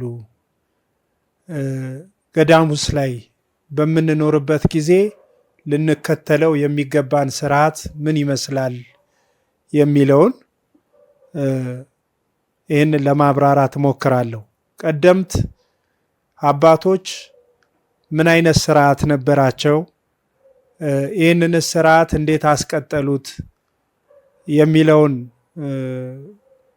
ስገልጽ የሰው ልጅ ሕግጋት ተሰጥቶታል። እነዚህ ሕግጋት ደግሞ እንዲተገብራቸውና በዛም የሚወርሳትን ምድር እንዲወርስ እግዚአብሔር ሕግን ሰጥቷል ማለት ነው። ይህንንም በዘዳግም ምዕራፍ 4 ላይ ቁጥር 14 ላይ ሲናገር ትወርሷት ዘንድ ተሻግራችሁ በምትገቡበት ምድር የምታደርጓትን ስርዓትና ፍርድ አስተምራችሁ ዘንድ እግዚአብሔር አዘዘኝ፣ በዚያን ጊዜ አዘዘኝ ሲል ቅዱስ ሙሴ ገልጾታል። እነዚህም 10ቱ ትእዛዛት ናቸው። 10ቱ ትእዛዛት በሚሰጥበት ጊዜ በእነዚህ በሁለቱ ጽላቶች ላይ ጽፎ ሲሰጠው አንድ ላይ ደግሞ የቤተ መቅደሱንም ስርዓት እንዲሁም ደግሞ የሚቆጥሩበትንም የቀን መቁጠሪያ በሰማይ ጽላት የተጻፈውንም አንድ ላይ ሰጥቶታል። ይህንን ዝም ብዬ አይደለም ያነሳሁት። በዚህ ገዳም እነዚህ ሁሉ የሚተገበሩ ወይንም የሚሰሩ የምንኖርባቸው ሕይወቶች ስለሆኑ ማለት ነው።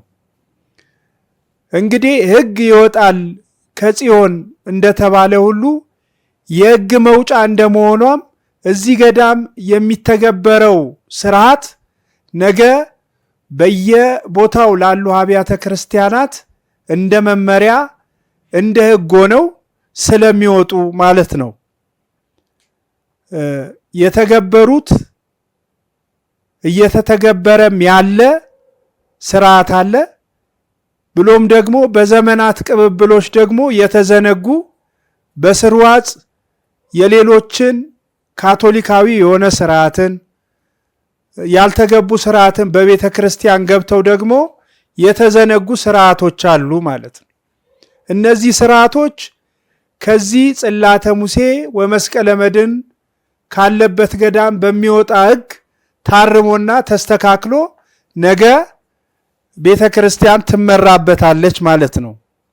የመጀመሪያው የሚሆነው የቀን መቁጠሪያው ነው። በዚህ ገዳም ወይንም ጽላተ ሙሴ ባለችበት ቦታ ሊቆጠር የሚገባው የነብየ ልዑል የቅዱስ ሄኖክ አቆጣጠር አንዱና ዋነኛው ነው።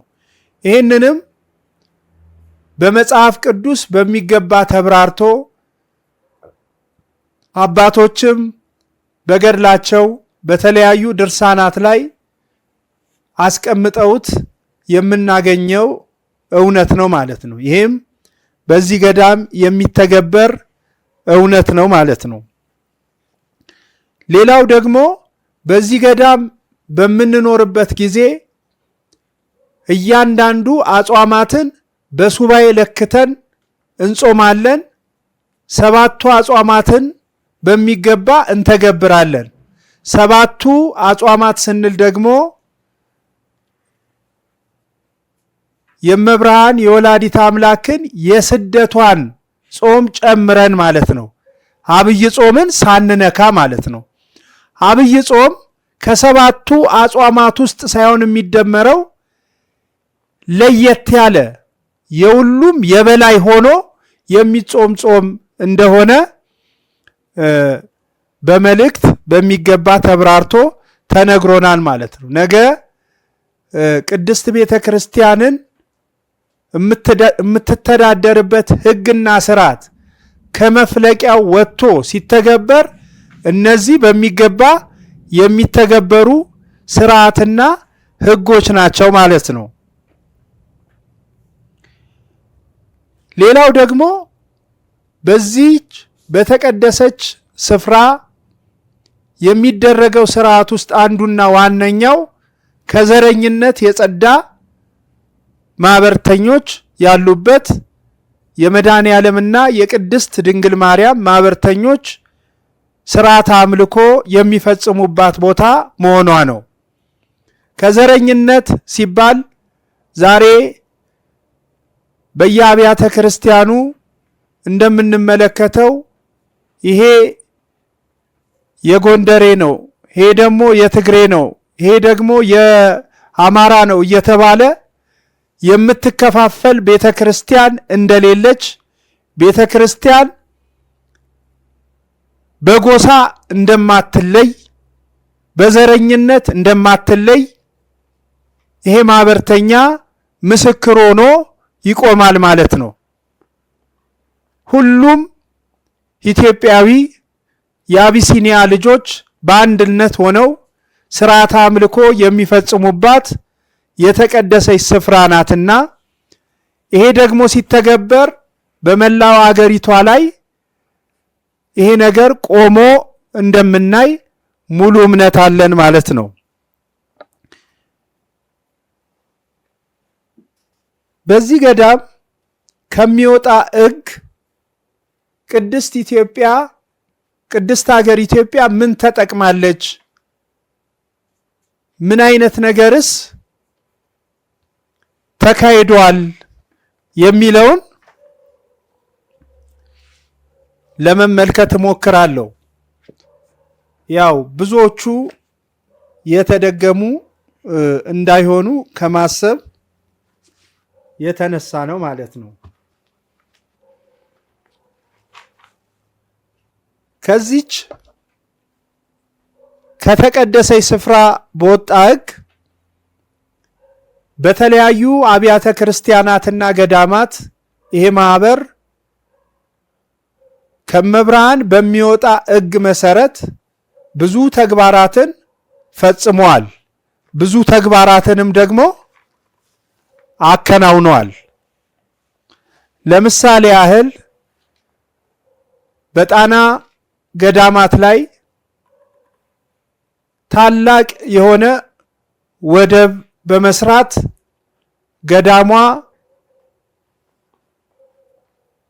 ሕዝበ ክርስቲያኑ ሄዶ እንዲሳለምበት ያዳግት የነበረውን ነገር ሊፈታ ችሏል። ይሄ የሆነው ከመብርሃን በወጣ ሕግና ስርዓት መሰረት ነው።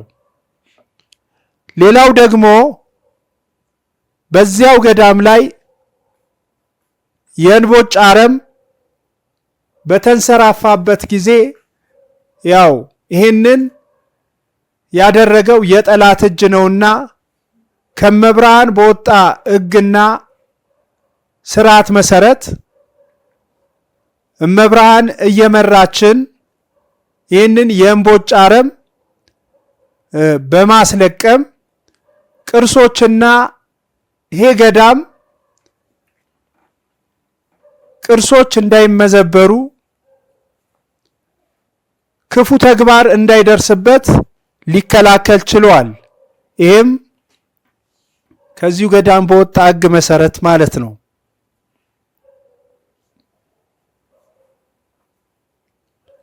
ሕግ ለመንገዴ ብርሃን ለእግሬም መብራት ነው እንደሚል በመዝሙረ ዳዊት 118 ቁጥር 5 ላይ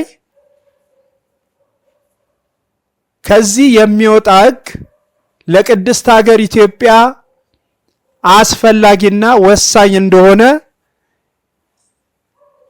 አሳይቷል ማለት ነው።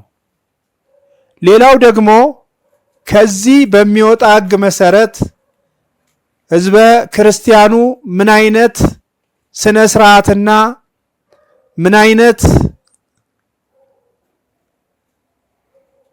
ህይወቶችን መንፈሳዊ ህይወትን መከተል እንዳለበት በሚገባ ተገልጾለታል። ይህንንም ጥሬ ስጋ መመገብን እንዲሁም ደግሞ በበዓላት ላይ ያሉ የገና ዛፍን እንዲሁም ደግሞ በትልቁ የሚታየውን ክርስቲያናዊ አለባበስን እነዚህን ሁሉ በሚገባ ለህዝቡ አዳርሷል ወይንም ህግ ከሚፈልቅበት ቦታ ወጥቶ ተነግሯል ማለት ነው። ሌላው ደግሞ የታላቋን ቅድስት ቤተ ክርስቲያን ህግና ስርዓቷን አክብረን እናስከብር በሚል መሪ ቃል በመታገዝ በየአብያተ ክርስቲያናቱ እየተዘዋወረ ህገ ቤተ ክርስቲያን እንዴት መጠበቅ እንዳለበት በብዙ ሲያስተላልፍና በብዙ ደግሞ ሲደክም የነበረ ማህበርተኛ ነው። ይህም የሆነው ከዚሁ ገዳም በሚወጣ ህግና ስርዓት መሰረት ነው። ይሄ ሁሉ የምንነግራችሁ ምንድነው ቢባል ህግ ከጽዮን ይወጣል የሚለውን አስረግጦ የሚያሳይ ተግባር እንደመሆኑ መጠን ይህንን እንድትገነዘቡ ነው ማለት ነው። አንዳንድ ጊዜ የምናደርጋቸው ተግባራት የተሰጠንን ኃላፊነት የተሰጠንን በቅድስት ሀገር በኢትዮጵያ ላይ በቅድስት ቤተ ክርስቲያን ላይ የተሰጠንን ኃላፊነት አጉልቶ እንደሚያሳይ ለመግለጽ ያለው ማለት ነው። እነዚህ በራሪ ወረቀቶች ቁጥር 1 ቁጥር 2 ቁጥር 3 ድረስ በየአብያተ ክርስቲያናቱ ተሰራጭተዋል። ከተሰራጩትም ውስጥ የመጀመሪያውን ብንመለከት በስርዓተ ቅዳሴ ጊዜ ልናደርገው የሚገባንን ስርዓት ቤተ ክርስቲያን ስንገባ ልናደርግ የሚገባንን ስርዓት በሚገባ አብራርቶና አጉልቶ የሚያሳይ ነው። እንደሚታወቀው ቤተ ክርስቲያን የሚገቡ እህቶች አለባበሳቸውን እንዲሁም ደግሞ ወንዶችም አለባበሳቸውን ስርዓቱን ያልጠበቀ የነበረበት ጊዜ ሁሉም የሚያስተውለው ነገር ነው ማለት ነው። ይህ ማህበር ከዚህ ከጽላተ ሙሴ ካለችበት ብርሃነ መስቀሉ ካለበት ቦታ በሚወጣ ሕግ መሰረት የሴት ልጅ አለባበሷ ምን አይነት መምሰል እንዳለበት ሻሽ አድርጋ ረጅም ቀሚስ ለብሳ ነጠላዋን በሚገባ ክርስቲያናዊ በሆነ አለባበስ ለብሳ መግባት እንዳለባት በሱሪ ሆና ቤተ ክርስቲያን መግባት እንደሌለባት በመነገሩ ምክንያት ትልቅ ለውጥ ማሳየት ተችሏል። ሙሉ ለሙሉ ተቀረፈ ብለን ባናስብም ማለት ነው። ስለዚህ በዚህ ገዳም የሚከናወኑ ተግባራት እጅግ ትልቅና ሰፊ ነው ማለት ነው። ሌላው ደግሞ በማህበራዊ ኑሯችን ይሄ አሁን ከቤተ ክርስቲያኑ ያለንን ስርዓት ብዙ ነው። ብዙም ደግሞ ተዘርዝረዋል።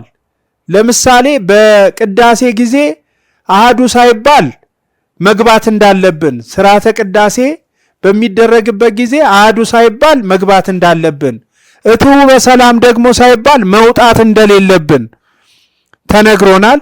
ይህንንም ቅድስት ቤተ ክርስቲያን ራሷ በሯን ዘግታ አሃዱ ሲባል ትከፍታለች።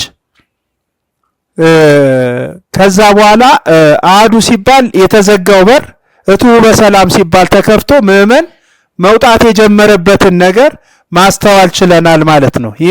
ይህ ማህበር ያመጣው ትልቅ ለውጥ ነው ማለት ነው። የወንድ ልጅም አለባበስ ሌላ ጊዜ ቤተ ክርስቲያን በሚገባበት ጊዜ ነጠላ ሳይለበስ እንደዚሁ ይገባ የነበረው አሁን ከብዙ በጥቂቱ ሰው ወይንም አባቶች ነጠላ እየለበሱ ወደ ቤተ ክርስቲያን መግባት ተጀምሯል ማለት ነው። አሁንም በሂደት ደግሞ ወደፊት እንዲፈጸምልን የምንፈልጋቸው ታላላቅ ነገሮችም ከዚህ ከሕግ መፍለቂያ ከሆነው ጽላተ ሙሴ ካለችበት ብርሃነ መስቀሉ ካለበት ቦታ ፈልቋል። አንደኛው ክቧን ቤተ ክርስቲያን አፍርሰው ካቴድራል የሚሰሩበት ስርዓት ይሄ ትክክል እንዳልሆነ ተነግሮ የወጣ ነገር ነው ማለት ነው። ሕዝብም ነቅቶ ቤተ ክርስቲያኑን የሚጠብቅ ከሆነ ካቶሊካዊ ስርዓትን ለካቶሊክ በመስጠት ክቧን ቤተ ክርስቲያን ገንዘብ እንድናደርግ ከዚሁ ጽላተ ሙሴ ወመስቀለ መድኅን ካለበት የሚወጣ ሕግን መሰረት ያደረገ ነው ማለት ነው። እነዚህን እንተገብራለን ማለት ነው። ወደፊትም ይሄ ተፈጽሞ እንደምናይ ተስፋ እናደርጋለን። የለቅሶ ስርዓት፣ የቅዳሴ ጸበል ስርዓት ወይም ማየ መቁረብ ወደ ቤት ተይዞ እንደማይኬድ በብዙ ተነግሯል። በብዙም ደግሞ ይተገበራል ብለን እናስባለን። ሌላው ደግሞ የቡና ስርዓት ነው። ቡና ብዙዎች እንደሚሉት ለኢትዮጵያ ልክ እንደ ኢኮኖሚ ዋልታ ተደርጎ ይነገራል። ግን ኢትዮጵያን ፍጹም በአጋንንት ከሚያስበላ በአጋንንት ከሚያስመታ ነገር አንዱ ቡና ነው። ቡና በቅድስት ቤተ ክርስቲያን ብቻም ሳይሆን ሙሉ በቅድስት ሀገር ኢትዮጵያ ቡና ያልተፈቀደና ከሀገራችን ነገም ሕዝቡ ሲነቃ ማለት ነው ሲነቃ ከአካባቢው የሚያስወግደው ተግባር እንደሆነ ከዚሁ ጽላተ ሙሴ ካለችበት ሕግ ወጥቶ ቡና እንደማይጠጣ በቤታችን ልንተገብረው እንደማይገባ ተነግሮናል ማለት ነው። እነዚህ ሁሉ ስርዓት መፍለቂያ የሆነችው ጽላተ ሙሴ ወመስቀለ መድኅን ገዳም በምንገባበት ጊዜ ወደ ገዳሙ በምንጠጋበት ጊዜ የምናሳየው ተግባርም እንደዚሁ ተነግሮናል። መጀመሪያ ከግቢዋ በምንገባበት ጊዜ የመጀመሪያው ስርዓት ያደረግነውን ጫማ ማውለቅ ነው። ልክ ቅዱስ ሙሴ እንደተነገረው ጫማን ከእግር አውልቅ ተብሎ እንደተነገረው ምክንያቱም የቆምክባት ስፍራ የተቀደሰች ናትና ተብሎ እንደተነገረው ያንን እንተገብራለን። ከዛ በመቀጠል ወደ ውስጥ ገብተን ደግሞ ለመቀላቀል ማህበሩን ለሚፈልግ ሰው የመጀመሪያው ተግባር አጋንንትን የመካድ ተግባር በዚሁ ገዳም ይፈጸምለታል። አጋንንትን ሳንክደው ዘር ቆጥሮ የሚመጣውን ሳንክደው የእግዚአብሔር መሆን ስለማንችል ማለት ነው። እነዚህ ተግባሮች ይፈጸምለታል። እነዚህ ተግባሮች ከተፈጸሙለት በኋላ ማህበርተኛ መሆን ይችላል ማለት ነው እና የተግባር በሁሉም አብያተ ክርስቲያናት ነገ ሊተገበሩ የሚገቡ ሕጎች መሆናቸውን ልናውቅ ይገባል። እዚህ ጋር ይሰራል። ከዛ በኋላ ውጭ ወጥቶ ደግሞ በምእመኑ በቤተ ክርስቲያንም ይተገበራል ማለት ነው። ይህንና ይህን የመሳሰሉት ነገሮችን በሚገባ እየተተገበረበት ያለ እየተሰራበት ያለ ገዳም ነው ማለት ነው። ስለዚህ የቅድስና ስፍራውን ጠብቀን እንግዲህ ወደ ገዳመ ጽላተ ሙሴ ወመስቀለ መድኅን የመጣን ምእመናን ስርዓቱን ጠብቀን ሌሎችም ሰፊ ጊዜ የሚይዙ ናቸው። እነዚህን ተግባራት እንፈጽማለን እንተገብራለን ማለት ነው። ሕግ መፍለቂያ ከሆነችው ከጽላተ ሙሴ ካለችበት ረድኤት በረከት ያድለን ይቆየን። እግዚአብሔር ይስጥልኝ። በድጋሚ ያው ስለ ገዳመ ጽላተ ሙሴ ወመስቀለ መድኅን ጥቂት ነገር ለመናገር ነው። ያው ቀደም ሲል እንደተገለጸው ከፍሬያቸው ታውቋቸዋላችሁ ተብሎ ተጽፏል። ስለዚህ እዚህ ጋር የንግስናም የቤተ ክህነቱም ስራ የቤተ ህዝቡም አገልግሎት እየተከናወነ ይገኛል ማለት ነው። በጥቂቱ በዚች በተወሰነ ሰው በዚህ ታላቅ ገዳም የሚከናወኑ ስራዎችን ስንመለከት እውነትም ይሄ ገዳም ምን እንዳዘለ በውስጡ ምን እንዳቀፈ ታላቋ አቢሲኒያ ምን አይነት ስርዓት ምን አይነት ትውፊት ከእግዚአብሔር ጋርስ ምን አይነት ቀረቤታ እንደነበራት ራሱ ምስክር ነው ማለት ነው።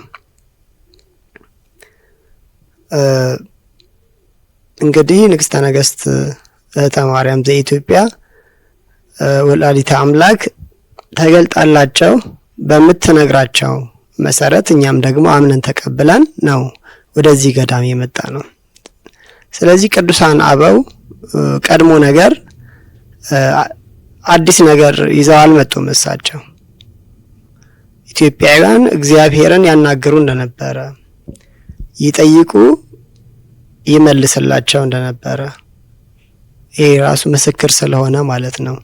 ታላቋ አቢሲኒያ ተብሎም ሲነገረን ቀድሞ የነበረች እንጂ አዲስ አቢሲኒያ አዲስ ኢትዮጵያን ለመገንባት ታሳቢ ተደርጎ እንዳልሆነ ግልጽ ስለሆነ ማለት ነው። ስለዚህ እዚህ ጋር የሚከናወኑ ስርዓቶች የጾሙ ስርዓት፣ የአክፍሎቱ ስርዓት አንድ ሰው ምን አይነት ባህሪ ነው ሊኖረው የሚገባው፣ እምነቱ ምን አይነት ስርዓት እንዲያካሄድ ነው የሚያስገድደው፣ በምን መልኩ ነው መመላለስ የሚገባው፣ እነዚህ በሙሉ ከግለሰብ ባህሪ ጀምሮ እስከ ቅድስት ቤተክርስቲያን ህዝብም ምን አይነት ህዝብ መሆን አለበት። አሁን በወላዲተ አምላክ መልእክትም ልክ እንደተገለጸው የኢትዮጵያ ህዝብ ምርጫ የማይችል ህዝብ ነው። ምን መምረጥ የትኛውን መርጦ የትኛውን መተው እንዳለበት የማያውቅ ነው። ስለዚህ እዚህ ጋር ግን በጸሎት መጠየቅ፣ እግዚአብሔር እንዲመርጥ እግዚአብሔር እንዲያስተካክል ይጠየቃል ማለት ነው። ስለዚህ እነዚህ በሙሉ የገዳመ ጽላተ ሙሴ መስቀለ መድኅን ፍሬዎች ናቸው ማለት ነው። ስለዚህ ብርሃነ መስቀሉ ያለበት ጽላተ ሙሴ የሚያለችበት ፍሬው ይሄንን ይመስላል ማለት ነው። ስለዚህ አንድ ሰው በተለይም እዚሁ አዲስ አበባ ውስጥ ያሉ እህቶቻችንን በየታክሲው በየመኑ ያዩዋቸዋል ዘወትር። ቅን ልቦና ያለው ተመልክቶ አለባበሳቸውን አይቶ ሁለንተናቸውን ተመልክቶ ይጠይቃል። ምን አይነት አለባበስ ነው፣ ምን አይነት ስርዓት ነው ብሎ ይጠይቃል ማለት ነው። ስለዚህ አንድ ሰው ሳይናገር ከፍሬው ካነጋገሩ ካካሄዱ ካለባበሱ ራሱ ከገዳመ ጽላተ ሙሴ መስቀለ መድኅን እንደመጣ ይናገራል ማለት ነው። ስለዚህ እኛ በቤታችን ውስጥ በህይወታችን ውስጥ እንድናከናውናቸው የሚነገሩን ከወላዲተ አምላክ የሚነገሩን መልእክቶች ሁሉ የዚህ ገዳም ውጤቶች ናቸው። በመሆኑም ልክ በብስራቱ እንደተጠቀሰው ከፍሬያቸው ታውቋቸዋላችሁ እንደተባለ ገዳመ ጽላተ ሙሴ ወመስቀለ መድኅን እውን ብርሃነ መስቀሉ አለ ወይስ የለም? ጽላተ ሙሴ አለች ወይስ የለችም? በአማን ንግስተ ሰማያት ወምድር ወላዲተ አምላክ በዚህ ቦታ ተገልጣለች፣ በኃይለኛው ቆማለች አልቆመችም? ንጉሱ መድኃኔዓለምስ ይህንን ቦታ መርጦታል አልመረጠውም? የሚሉ ጥያቄዎችን ከነዚህ እኔ ከጠቀስኳቸውም እንዲሁ ሁሉም ሰው ከሚያስተውላቸው ፍሬዎች ማወቅና መረዳት ይቻላል ብዬ አስባለሁ። እግዚአብሔር ይስጥልኝ። እሺ፣ አሁን የእነዚህ ጥያቄዎች ያደሩ ጥያቄዎች ናቸው። ትላንትና የተጠየቀው ያልተመለሱ ጥያቄዎች ናቸው አሁን የምናገረው። አንደኛው ጥያቄ ያው እኛ አንድ ሰው ሃይማኖተኛ የሚሆነው ለመዳን ነው እና መዳን እንፈልጋለን፣ ሃይማኖቱንም መግባት እንፈልጋለን። ግን ግልጽ ልዩነቱን እንደ ምዕመን ህዝብ እንደሚገባው አድርጋችሁ ኦርቶዶክስና ተዋህዶ መሀል ያለውን የድህነት ልዩነት ግልጽ አድርጋችሁ ነገሩን ጠይቀን ነበር። ግን እንደሱ አልተመለሰልንም እና ይሄ ነው የሚለያችሁ፣ በዚህ ምክንያት አትድኑም የሚል መልስ ስጡን። ይሄ ከትላንትና ያደረ ጥያቄ ናቸው።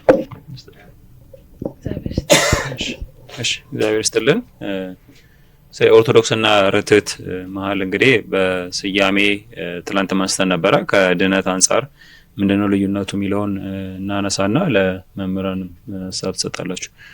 እሺ ያው እንግዲህ ትላንትም እንደተብራራው ያው አንድ ሕፃን ሲወለድ በጥምቀት ልጅነትን ያገኛል። የመድኃኔዓለም አካል ነው የሚሆነው ማለት ነው። ያ የመድኃኔዓለም አካል የሆነ አንድ ሰው ፍሬ ማፍራት አለበት። የግንዱ ቅርንጫፍ የሆነ ሁሉ የተዋህዶ ምዕመን ፍሬ አፍርቶ ውጤት ማግኘት አለበት እና ያን ፍሬ ለማፍራት ደግሞ በሕግና ስርዓት ነው የምንጓዘው ማለት ነው። ስለዚህ ከእግዚአብሔር የተሰጠን ከመንፈስ ቅዱስ የተሰጠን ሕግና ስርዓት አሉ። ለምሳሌ ሰንበትን ማክበር፣ እናት አባትን ማክበር፣ ባልንጀራ እንደራስ ውደድ የሚሉ 10 ትእዛዛት በብሉይ የተሰጡት እንዲሁም 6 በአዲስ ኪዳን የተሰጡ አሉና እነዚህን ጠብቆ መሄድ አለበት ያ ሰው። ከዛ ተጨማሪ የነዳያንን መርዳት፣ ሕግና ስርዓትን መጠበቅ፣ የተዋህዶን ሕግና ስርዓቶች መጠበቅ የምንለው አለ። ስለዚህ ያን ሕግና ስርዓት ሲጠብቅ ነው ያ ሰው ፍሬ ማፍራት የሚችለው ማለት ነው፣ ድህነቱን ጠብቆ መሄድ የሚችለው። አለበለዚያ ፍሬ ያላፈራ ቅርንጫፍ ተቆርጦ ወደ እሳቱ እንደሚጣል ተነግሮናል ማለት ነው። ስለዚህ ፍሬ የምናፈራባቸው መንገዶች ሕግና ስርዓት መጠበቅ ነው። ሰንበትን እንጠብቅ ስንል እግዚአብሔር አምላክ የሰጣት ሰንበት የትኛዋ ነች ሚለን ማወቅ አለብን ማለት ነው። እዚህ ያን ሰንበት ለመጠበቅ በዘመነ ሄኖክ ነው መጠበቅ የምንችለው። በባሕረ ሐሳቡ ከሆነ ሰንበትን እየሻረን ያለው ባሕረ ሐሳቡ በግልጽ እሁድን ወይ ደግሞ ጥንተ ቀመርን ማክሰኞ ብሎ እንደጀመረ ተናግሯል። ማክሰኞ ደግሞ ማለት እሁድ የነበረውን ቀን ወደ ማክሰኞ መገልበጥ ስለሆነ በማክሰኞ ዕለት በባሕረ ሐሳብ ስራ ይሰራል። ያ ማክሰኞ የሚባለው ዕለት ግን ሰንበት ወይም እሁድ ስለሆነ በዘመነ ሄኖክ ሰንበትን ያሽረናል ማለት ነው። ከዛ በተጨማሪ ኦርቶዶክስ የሚለው ስያሜ ብዙ መፋለሶችን አመጥቷል ብለናል። ሌላው ለምሳሌ በቤተ መቅደስ አሰራር ነው። የእግዚአብሔር ቤት የራሱ የሆነ አሰራር ስርዓት አለው። ክብ መሆን አለበት፣ 3 በር መሆን አለበት። ሁሉም ስርዓቶች አሉ። ሰቀላማ፣ ዋሻማ ተደርጎ ይሰራል ተብሎ ተቀምጧል እና አሁን ካቴድራል የሚለው በኦርቶዶክስ የተለመደው አሰራር ደግሞ ከተዋህዶ ስርዓት ውጪና እዛ ቦታ ካቴድራል ሄዳችሁ የምታመልኩ የምታመሰግኑ ወይም መቀደስ ስራ የምታከናውኑ አንደኛ ከእምነታችሁን ትሻራላችሁ ምዕመናን ከሆናችሁ፣ ካህናት ደግሞ ከክህነታቸው ይሻራሉ ማለት ነው። ምክንያቱም አሰራሩ ትክክል ስላልሆነ የእግዚአብሔር ቤትነቱን አጥቶ በረት ስለሆነ ወንድና ሴት የሚተያይበት ከስርዓት ውጪ የሆነ ስለሆነ ምዕመንነታችንን የምናጣበት ክህነታችንን የምናጣበት ቦታ ነው ማለት ነው። ምዕመን ያልሆነ ደግሞ ያው ከዘላለማዊ ሕይወት የተለየ ነው ማለት ነው። ሌሎች ብዙ ስርዓቶችም ስላሉ ኦርቶዶክስ የሚለው ስያሜ ያን ስርዓት እንድናጣ ያደርገናል። ሕግና ስርዓቱን ማጣት፣ ያን ሕግና ስርዓት መሻር ደግሞ የእግዚአብሔርን መንግስት ማጣትን ያስከትላል ማለት ነው። ስለዚህ ጠቅላላ አድርጎ ለማቅረብ ይሄንን ነው። መልካም እግዚአብሔር ይስጥልን። ምናልባት በትላንትናው መርሐ ግብር ያው በቂ በሆነ ሁኔታ ተብራርቷል። ግን ትንሽ ለመጨመር ያህል ስለ አድኖ ላይ አንዱ ጥያቄ ስለ አድኖ አይባልም የሚል ነበረ። ይህ ጥያቄ በተደጋጋሚ የሚነሳ ጥያቄ ነው። የመድኃኔዓለም ስነ ስቅለቱ ብቻ ነው ስለ አድኖ የሚባለው፣ ሌሎቹ ስለ አድኖ አይባሉም የሚል አንድ ጥያቄ ነበረ። ምናልባት እሱ ላይ ተጨማሪ ለመስጠት ነው። ተመልሷል በሰዓቱ። አባ ጊዮርጊስ ዘጋስጫ በሰዓታቱ ላይ ምን ብለው አወድሰዋል? እግዝእትየ ኩኒ ለሕይወቴ ጸወኖ እስመ ተማኅፀንኩ አንሰ ተማኅፅኖ በስዕልኪ ስለ አድኖ ብለዋልና የወላዲተ አምላክ ስዕልም ስለ አድኖ እንደሚባል አባ ጊዮርጊስ ዘጋስጫ ተናግረዋል ማለት ነው። ስለዚህ አንድም መድኃኔዓለምን ይዛለች፣ ምክንያተ ድኅነትም ናት፣ የድኅነት ሚስጥሩም ስለተፈጸመባት የወላዲተ አምላክ ስዕል ምን ይባላል? ስዕለ አድኖ ይባላል ማለት ነውና እንደዚሁ መልክዓ ስዕል ላይ ደግሞ በመልክዓ ስዕሉ እንደዚሁ ቅዱሳኑ ያው ስለ ቅዱሳን ስዕላት ክብር ተናግረዋል ማለት ነውና ያው ስዕለ አድኅኖ ማለት ጠቅለል ሲደረግ ያው የሚያድን ስዕል ድነትን ፈውስን የሚሰጥ እንደሆነ በትላንት በነበረው መርሐ ግብር ተብራርቷል። ግን ነገረ ድህነት ከሚለው አንጻር ግድ የመድኃኔዓለምና የወላዲተ አምላክ ስዕል ነው። ሌሎች ስዕሎች ያው ተራድኖ ሊባሉ አይችሉም የሚለው አስተምህሮ አያስኬድም ማለት ነው። ግልጽ ለማድረግ ነው እዚህ ጋር። ሲቀጥል ያው ኦርቶዶክስና ርትዕትን በተመለከተ ትንሽ ለማከል ነው። በትላንትናው የተብራራ ሲሆን ምንድነው የመጀመሪያው ያው ኦርቶዶክስ መባሉ ያው እንድናለን ወይ የሚል ጥያቄ ነው። ወደሱ በጥቅስ ከመመልከታችን በፊት እዛ ላይ ምንድነው የሚለው አንደኛው ያው ኦርቶዶክስ ተዋህዶ ለምሳሌ ተዋህዶ አማኞች ነን ኦርቶዶክስ የሚለው በሱ መጠራታችን ምንድነው ችግሩ ነው። ለምሳሌ በእምነት ከማይመስሏችሁ ጋር በማይመች አካሄድ አትሄዱ ይላል መጽሐፍ ቅዱስ። ይሄ ደግሞ ለምሳሌ ኦርቶዶክስ የሚለው ስያሜ በ451 የንስጥሮስን ሐሳብ ይዞ ሊሆን ሁለት ባህሪ የሚለውን ትምህርት ይዞ ራሱን ኦርቶዶክስ ብሎ ከሰየመ በኋላ ይህ ከሃዲ ተጠርቶበታል። ኦርቶዶክስ የሚለውም ስያሜ ምንጩ ከየትኛው ነው? ከከሃዲው ነው ማለት ነው። 325 ላይ ነው ኦርቶዶክስ የሚለው ለሚለው ያው የተወሰኑ መጽሐፍት 325 ላይ ነው ቢሉም አባት ስፋት ስላሴ ሞገስ ባደረጉት ጥናት የተወሰኑ መጽሐፍት ደግሞ 451 ላይ እንደሆነ እናሳቸው ደግሞ ያው ከነበሩበት ከዋልድባ ገዳምም ከአባቶች ከተነገራቸው ጥናትም አድርገው ከመንፈስ ቅዱስም ካገኙት በ451 ላይ ኦርቶዶክስ የሚለው ስያሜ እንደመጣ 325 ላይ እንዳልነበረ ገልጠውታል። ምክንያቱም 325 ላይ አንድ ሰው ነው ተወግዞ የተለየው አሪዮስ ወልድ ፍጡር ነው ሲል ክብር ይግባውና መድኃኔዓለምን አሪዮስን አውግዘው ለዩት እንጂ ሌላ ስያሜ አላወጡም ማለት ነው። ምክንያቱም ሁለት የእምነት መከፈል አልነበረም። በዚህኛው ጉባኤ ከለባት በተባለው በኬልቄዶን ጉባኤ ላይ ግን ምንድነው የእምነት መከፈል ነበር። የነ ቅዱስ ዲዮስቆሮስ ወገን ተዋህዶን ይዘው ሲሆን ጉባኤ ሲጠሩ ሊሆንም ቀረ። ግን የራሱን ደግሞ ጉባኤ እዛ ጠርቶ ምን አለ ኦርቶዶክስ ብሎ እነ ዲዮስቆሮስን ሲያወግዝ እነ ዲዮስቆሮስ ደግሞ አወገዙት ማለት ነው። ሊሆንና እርስ በርስ ተወጋግዘው ተዋህዶቹ ምስራቅን ይዘው ሲቀጥሉ ምዕራቦቹ ደግሞ ያው ኦርቶዶክስ ተብለው ከዚህ አንፃር ያው ኦርቶዶክስ የሚለው የክህደት ስም እንደሆነ እናያለን። ያው በደብሊው ሲሲም በዓለም ሃይማኖቶች ህብረት ላይም እንደዚሁ አብዛኛው የኦርቶዶክስ ቤተክርስቲያን ነው የሚባለውና የጋራ ስም ነው ተብሎ የተጠራውም ከዚህ አንፃር ነው። አብዛኛው ምንድነው ኦርቶዶክስ ቸርችስ ተብሎ ስለተገለጸ በዚህም ምን አይነት ስምምነት አላቸው? የጋራ የጥምቀት ስምምነት አላቸው። ጥምቀትን በተመለከተ ምስጢረ ጥምቀት ላይ ከአንዱ እዛ ውስጥ እንግዲህ መናፍቃን አሉ፣ ፕሮቴስታንት አለ፣ ካቶሊክ አለ፣ ኦርቶዶክስ ተዋህዶ የኢትዮጵያ ኦርቶዶክስ ተዋህዶ ቤተክርስቲያን የሚባለውም ተቋም አለ። በዚህ ላይ እንግዲህ ከአንዱ ቤተክርስቲያን ወደ አንዱ ቤተክርስቲያን የሚመጣ የቄደር ጥምቀት የጋራ የቄደር ጥምቀት ነው። በዚህ ህብረት ውስጥ ያለ አንድ የቄደር ጥምቀት ነው የሚያስፈልገው። በእርግጥ በተፈጻሚነት ደረጃ ላያደርጉት ይችላሉ፣ ግን በስምምነት ደረጃ እዛ ውስጥ ያለ አባል ሁሉ ምንድነው እዚህ ጥምቀት ላይ ተስማምቷል ማለት ነው። ምንድነው ያጸደቁት ይሄን የጥምቀት ህግ ያ የቄደር ጥምቀት አያስፈልገውም ነው። ከካቶሊክም ቢመጣ ወደ ኦርቶዶክስ ተዋህዶ ወደሚባለው ተቋም ምንድነው የቄደር ጥምቀት አያስፈልገውም የሚል ውስጥ ገብቷል። ይሄም ኦርቶዶክስ በሚለው ስያሜ ነው። ያው ተብራርቷል። እንደተብራራው ኦርቶዶክስ ሲመጣ ምንድነው ተዋህዶን ለመሸፈንና ተዋህዶን ለማጥፋት ነው።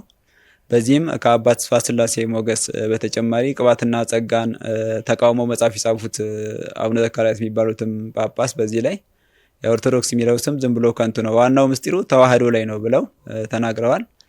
ለምሳሌ ኦርቶዶክስ የሚለው የክህደት ትምህርት እንደያዘ ያው ትናንትናም ተብራርቷል። አሁን በተነጋገር ነው። ይህንን ካመንን ለምሳሌ የካህዲ ፍሬ እንደሆነ ካህዲዎች የተጠሩበት ስም መሆኑን ካመንን አሁን ኦርቶዶክስ ተዋህዶ ማለት ደግሞ ምንድነው መደባለቅ ማለት ነው። ንጹህን ነገር ከቅዱሱ ጋር መደባለቅ ማለት ነው። ለምሳሌ ካቶሊክ ማለት ኩላዊት ማለት ነው፣ ሁሉን አቀፍ ማለት ነው። ግን ካቶሊክ ተዋህዶ አንልም። ምክንያቱም ካቶሊክ የሚለው ከተዋህዶ ውጪ የሆነ እንደ ተዋህዶ ስርዓት የክህደት ትምህርት ያለው እምነት ስለሆነ ከተዋህዶ አንጻር ሲታይ ለዚህ ካቶሊክ ተዋህዶ እንደማንለው ሁሉ ኦርቶዶክስ ተዋህዶ ማንልም ማለት ነው። ስለዚህ ርትዕት ተዋህዶ ነው የምንለው። ይህም ደግሞ ምንድነው ያው ከማይመስሉን ጋር በማይመች አካሄድ ከመሄድም በላይ የማይመስሉንን በእምነት የማይመስሉንን ስማቸውን መጠቀም ጭምር ነው ማለት ነውና ይሄ በደንብ አድርጎ ያስጠይቃል። ያው በኋላ ላይ በዘመን አቆጣጠሩ እንመለከተዋለን። ለፍጻሜ ላድርገውና ይሄን የማቴዎስ ብስራት ምዕራፍ 5 ከቁጥር 17 ላይ እኔ ሕግና ነቢያትን ለመሻር የመጣው ይምሰላችሁ ይላል።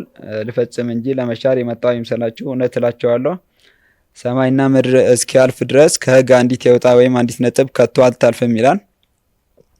ሁሉ እስኪፈጸም ድረስ እንግዲህ ከነዚህ ከሁሉ ካነሱ ትእዛዛት አንዲቱን ነጥብ የሚሽር ለሰውም እንዲሁ የሚያስተምር እንዲሽሩ ማለት ነው።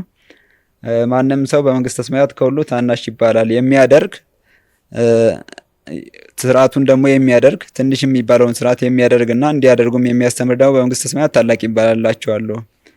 እንግዲህ ጽድቃችሁ ከጣፍቶችና ከፈሪሳውያን ጽድቅ ካልበለጠ ወደ መንግስተ ሰማያት ከቶ አትገቡም ይላል። ይህ ቃል እንግዲህ ትንሽ ህግ ነው፣ የቋንቋ መደባለቅ ነው።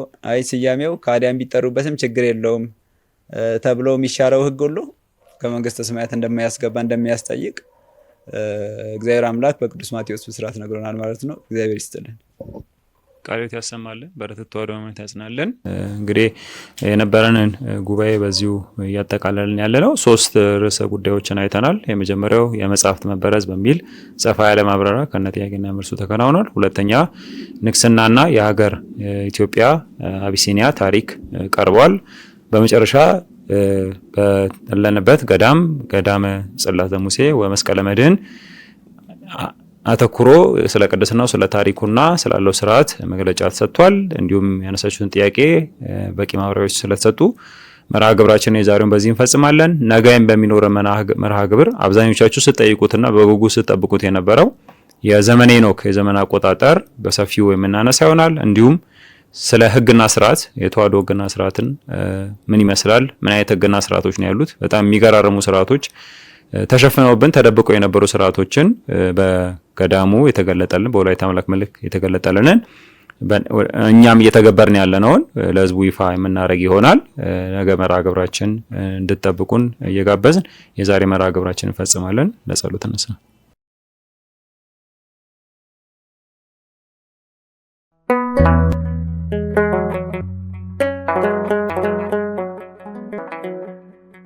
ዘኢትዮጵያ